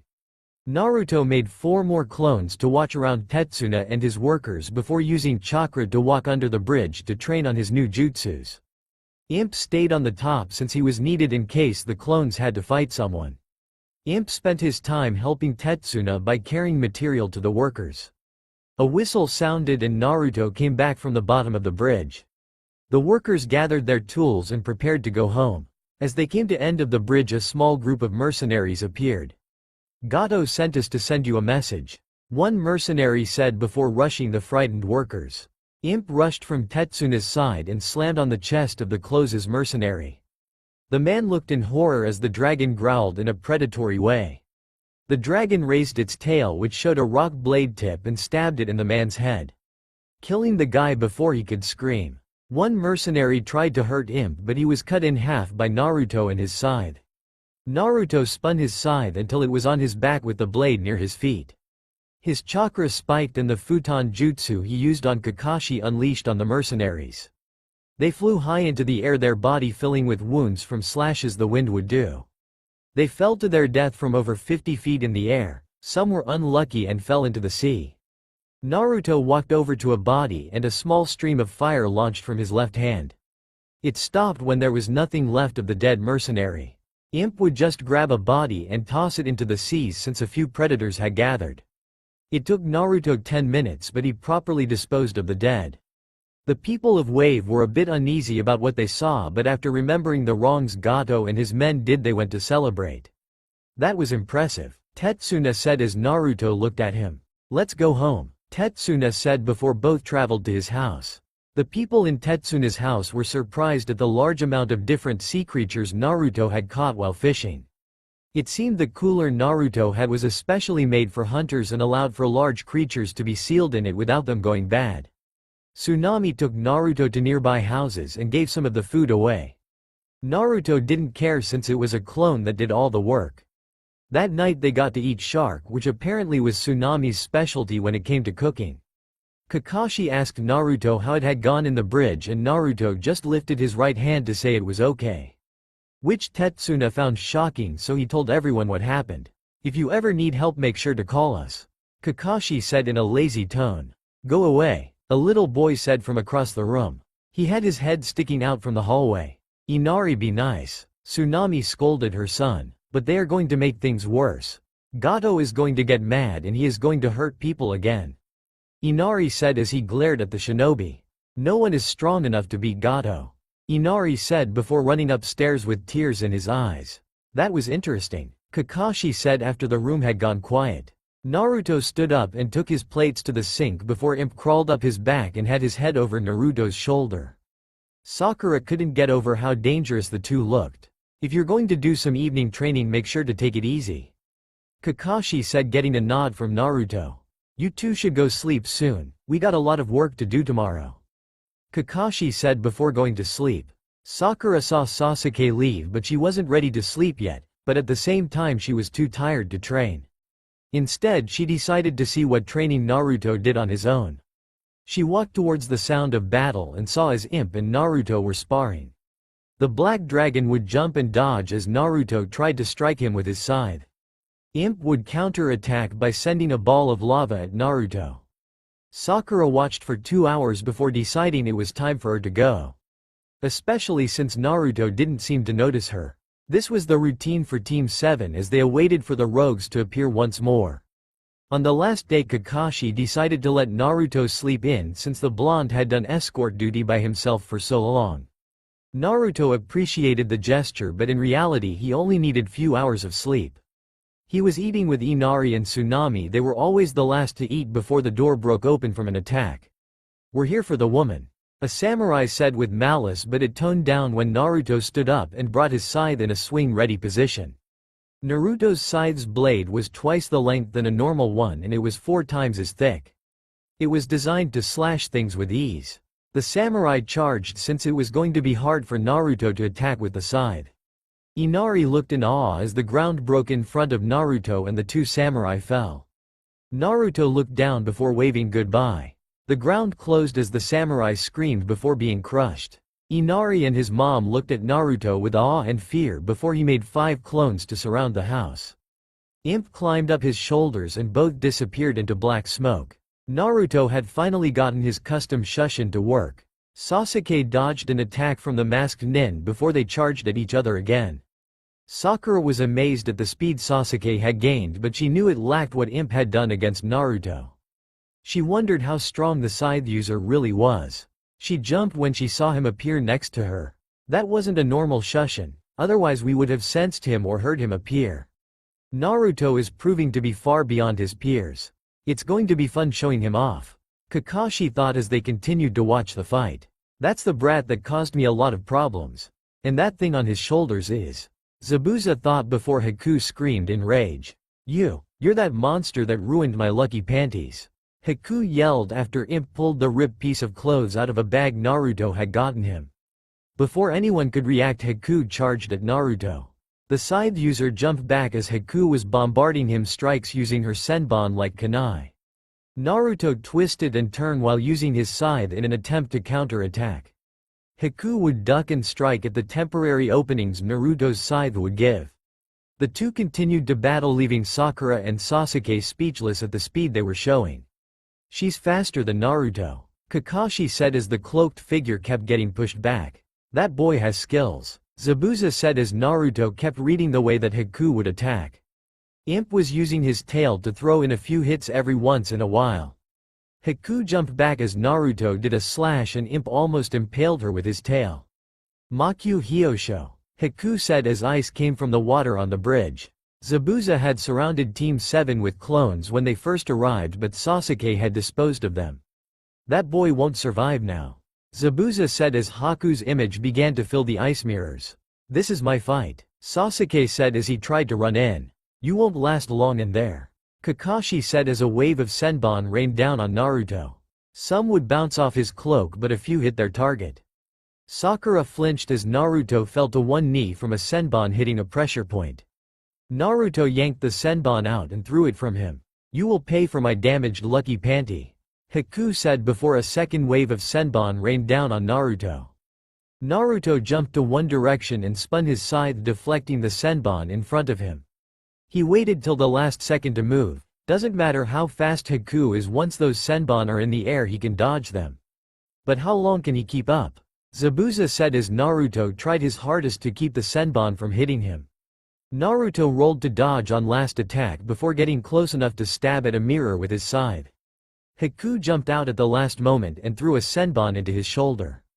That's not possible, Zabuza said after the scythe stabbed into the crystal. Naruto pulled it out before yanking the senbon on his left shoulder. His arm went limp after doing so. Naruto looked around as the Hakus around him were studying him. That weapon is stronger than anything I have ever come against, since it can break a mirror, Haku said as Naruto prepared for another attack. Haku's attack came, and to everyone's surprise Naruto did nothing. Ow, Haku said while on the ground. She looked in front of her and was surprised at what she had found. What just happened? Sasuke said after a dome of rock appeared inside the ice crystals. It's become Naruto's victory, Kakashi said as Naruto charged the confused Haku. They saw when Naruto slashed Haku with his scythe. Sakura flinched in horror. She had never expected her teammate could be so heartless. No, Haku yelled as she covered herself. Naruto hadn't cut her in half, he had completely slashed her clothes, making it along with her mask fall off. Haku was whimpering while trying to cover herself.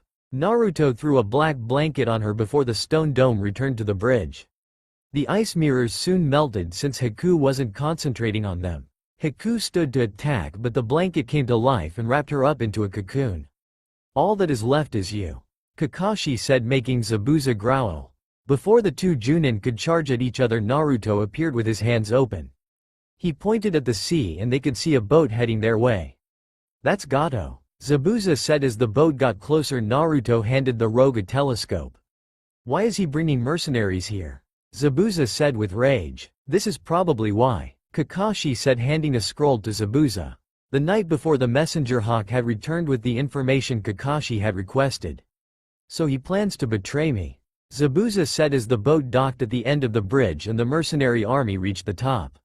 What's going on here? You were supposed to kill each other, Gato said in rage. I quit, Kakashi. I don't have a reason to kill the old man anymore, Zabuza said before Naruto put his scythe in front of him. The pig is full of money. What's stopping us from taking it? He is a crime lord. There is nothing in this world that will mourn his death, Naruto said, making Zabuza smirk as Team 7 was left speechless. I like the way you think, kid, Zabuza said as both stepped forward with their large weapons drawn. Don't think you scare me, Gato said as he started to walk behind his hired goons. Naruto and Zabuza charged the mercenaries, both using skill and power to overpower the poorly trained men. I'm tired of just watching, Sakura said before running and kicking a man in the head.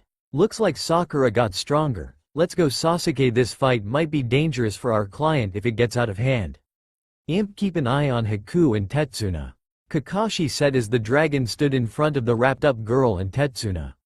40 minutes later, Naruto stood behind the crime lord as Zabuza walked up to him with his sword drawn. Stop, I'll pay you if you let me go. You won't be able to get my money without me, Gato said with fear, making Zabuza pause his attack. Shinobi always have a way to get what they want, Naruto said before decapitating the crime lord. To everyone's surprise, Naruto did a backflip and went over the edge of the bridge. Fighting was heard from the boat before Naruto appeared with a treasure chest in his hands. His scythe was dripping with fresh blood. Naruto put the chest on the ground before raising 7 fingers to the others. So he has 7 more chests in that boat? I think 2 chests for Zabuza and Haku is fair, 4 for Wave and the last one for Konoha, Kakashi said as Team 7 along with Zabuza disappeared towards the boat. Zabuza was carrying 2 chests and each member of Team 7 had 1. Kakashi, do you think you can do me a favor? Zabuza said as Tetsuna and the genin were counting the money. What is it? Kakashi said looking at Zabuza. I'm going to stay here with Haku and the few other rogues I have with me. With this bridge completed, it will bring more money to the country. I want to set up a shinobi police force here since small countries are allowed to make them, Zabuza said, making Kakashi nod his head. Sounds good, but the daimyo of Wave was killed by Gato, so you will have to stay in hiding until a new daimyo is picked, Kakashi said, making Zabuza nod his head. I know, but there is others in this world that will be more than willing to try and fill in the gap Gato left, Zabuza said, making Tetsuna laugh. They won't try anything with shinobi like you here, Tetsuna said as they closed the treasure chest. But what about real hunters? Sakura asked. Don't worry, Zabuza and his minions died in this mission. That's what we will report when we get home, Kakashi said with his eye smile. Do you mind protecting Tetsuna so that we can go home? Kakashi said, making Zabuza laugh. Please, that will be a piece of cake, Zabuza said as they began to head to Tetsuna's home. Good, then we will get our things. But if you try anything, we will hunt you down, Kakashi said, suddenly disappearing and reappearing with a kunai at Zabuza's head. Kakashi's Sharingan was active and spinning as the rogue smirked. I'll be waiting, Zabuza said before Kakashi smiled and lowered his head. Let's go, we've been gone long enough, Kakashi said as everyone went to Tetsuna's home. Team 7 gathered their things and watched over as the money was distributed properly throughout the country's people. If you ever need a place to take sanction in, come to Konoha, Kakashi said, getting Zabuza and his shinobi to nod their head. Team 7 left on a boat as Zabuza and his shinobi walked over to the bridge to help. It was the least Zabuza could do since he had killed a few workers before the battle with Team 7. Team 7 arrived home with Naruto carrying the treasure chest, since it hardly fazed him. They entered the tower and saw Team 8 and 10 waiting. Sakura was confused since as soon as they came into the village, Imp had hidden inside of Naruto's cloak. To the teams waiting to enter, they were surprised to see Naruto walk past them and kick the doors in. Ah, Naruto, it's good to see your team made it back in one piece, the Hokage said as Team 7 entered the office. The other teams growled since the secretary closed the door and locked it. Naruto walked up to the desk and placed the treasure chest on it. What is this? The Hokage said, looking at the box. It's the payment from Tetsuna for a rank mission. He asked us to assassinate a crime lord that had enslaved his country, Kakashi said, making the Hokage look at him. I'll need a full report, but besides that everything seems to be in order. The Hokage said as Anbu took the chest and disappeared. As a bonus for completing an A rank, your team is given a week off with pay. The Hokage said with a smile, making Sasuke and Sakura look excited. Team 7, you are dismissed. The Hokage said, making the team leave. Kakashi, Naruto, may I have a word with you too? The Hokage said, making both called upon shinobi to look at each other. You guys go have fun, we'll celebrate another day. Kakashi said before his genin left. Kakashi, I wish to know how Naruto should be ranked. The Hokage said, making Kakashi's eye grow. While he is far stronger than a genin, there is no doubt in that. He is level-headed and knows the best jutsus to use during battle. I would say he equals any chunin available at the moment. Kakashi said, making the Hokage nod his head. I see, then you see no harm if I send him to Iwa to take the chunin exam? The Hokage said, making Kakashi look at the village leader in disbelief. Hokage-sama, it is almost impossible for a genin from Konoha to pass those exams. Rumors say that real chunin are sneaked in the exam to make it harder for foreign countries. Naruto is skilled, but things could get dangerous. Kakashi said, making the Hokage nod his head. I know, which is why you and Hayate will take him. Iwa's chunin exams only accepts one student per exam slot, and you know they only give Konoha one slot. At the moment there is no genin who I see qualified to take the exam except for Naruto. Along the way I want you two to train him. I want Naruto to reject the rank. Tell them this test was too easy. Once you come here you will take the rest test with your team. The Hokage said, making Naruto nod his head. So you want to flex Naruto's power to the daimyos?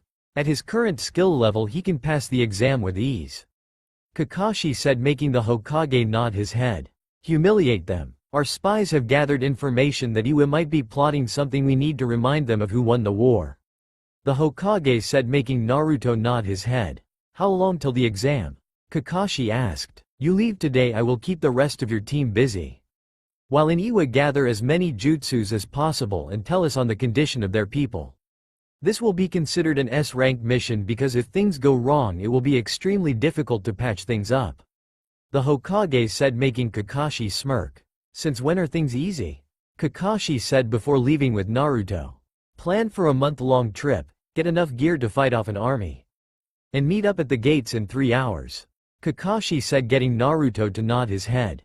Naruto returned to the gate to leave. Kakashi introduced him to Hayate and they left. Imp stayed hidden like always. Along the way Naruto was sparring with the two Junin as they helped fix whatever problems they saw. A week passed and they entered Iwa. Naruto looked upon the large village made inside a mountain valley.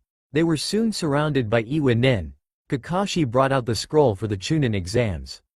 The Iwa nin lead them to the hotel room they were allowed to stay in. The next day Naruto surprised his Junin senseis by showing what Imp had spent the whole night obtaining.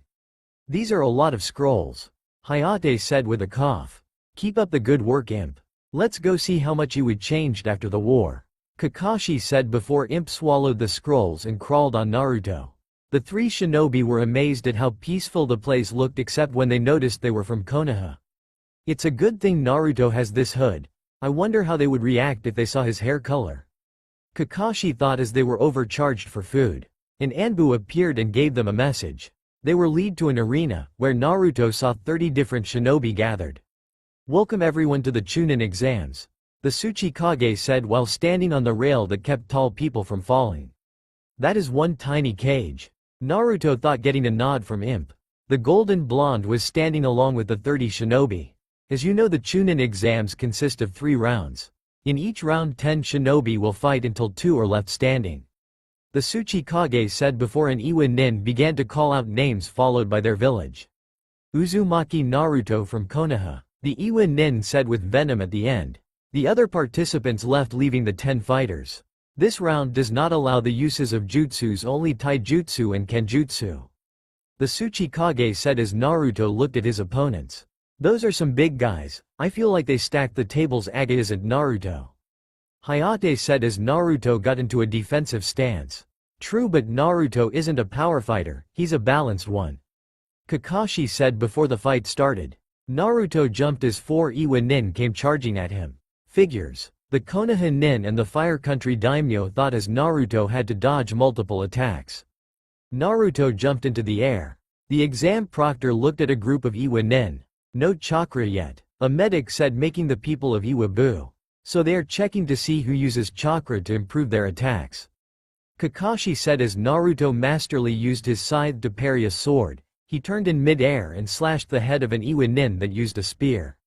Naruto landed on the ground and rolled before slashing the legs off a hammer user. Naruto jumped back and threw 5 kunai into the stomach of the sword user. He's slaughtering them, Hayate said as Naruto toyed with the nin around him. Naruto grows stronger as he fights, a trait that his Chunin instructors made sure to take full advantage of. Kakashi said as Naruto was the only nin standing. Only the Iwa nin had been killed, but that was because they had tried to kill him first. Naruto was a proud believer of peaceful solutions. Uzumaki Naruto advances to the next round. The proctor said before Naruto disappeared with Shushin and appeared next to Kakashi and Hayate. Should we watch the next round? Hayate asked as the arena was being cleaned. No, Naruto needs rest. A fight like that probably drained him more than he shows. Kakashi said before they left to the hotel room. The next day Naruto stood with 5 other shinobi. One he noticed was from Kumo and there was something almost drawing him to the girl. Kakashi and Hayate noticed it as both seemed unable to stop looking at the other. Both shinobi were surprised when the 2 Kumo nin that came with the genin appeared next to them. That boy is a Jinchuriki. The darker man said, making Kakashi and Hayate look at him in shock. B is 1-2, the same as with Yugito. The woman said as the match was about to begin. I see, please don't say anything. Naruto doesn't know about the burden he carries. Kakashi said, making B look at him in disbelief. Only 3 are allowed to continue to the next round. The proctor said as Naruto, Yugito and Akiri nin looked at the 3 Iwa nin standing before them. We should work together. The Kiri nin said as the proctor went over the rules. I agree, Naruto said as he put up his side. The rule was that only jutsus were to be used during this fight. How do I know I can trust you? Yugito said as she looked at Naruto and the Kiri nin looking ready to fight. You don't, the glasses user said, making Yugito step back. But at the moment we need to cooperate to accomplish our mission. Naruto said as the proctor raised his hand. What mission? Yugito said as the hand came down. To bring down Iwa. The Kiri nin and Naruto said in union as they charged from 2 different sides. The Iwa shinobi made a boulder of stone before launching them at the foreign shinobi. Naruto disappeared with Shushin and appeared in front of the Kiri nin. I knew one of them was lying. Yugito said with rage. It left when Naruto cupped his hands and gave a boost to the Kiri nin. Naruto dove his arms in the ground, making 2 walls of dirt appear behind him and in front of Yugito. They took the attack of the boulders. That's all for now. If you enjoy, then please like, share and do comments.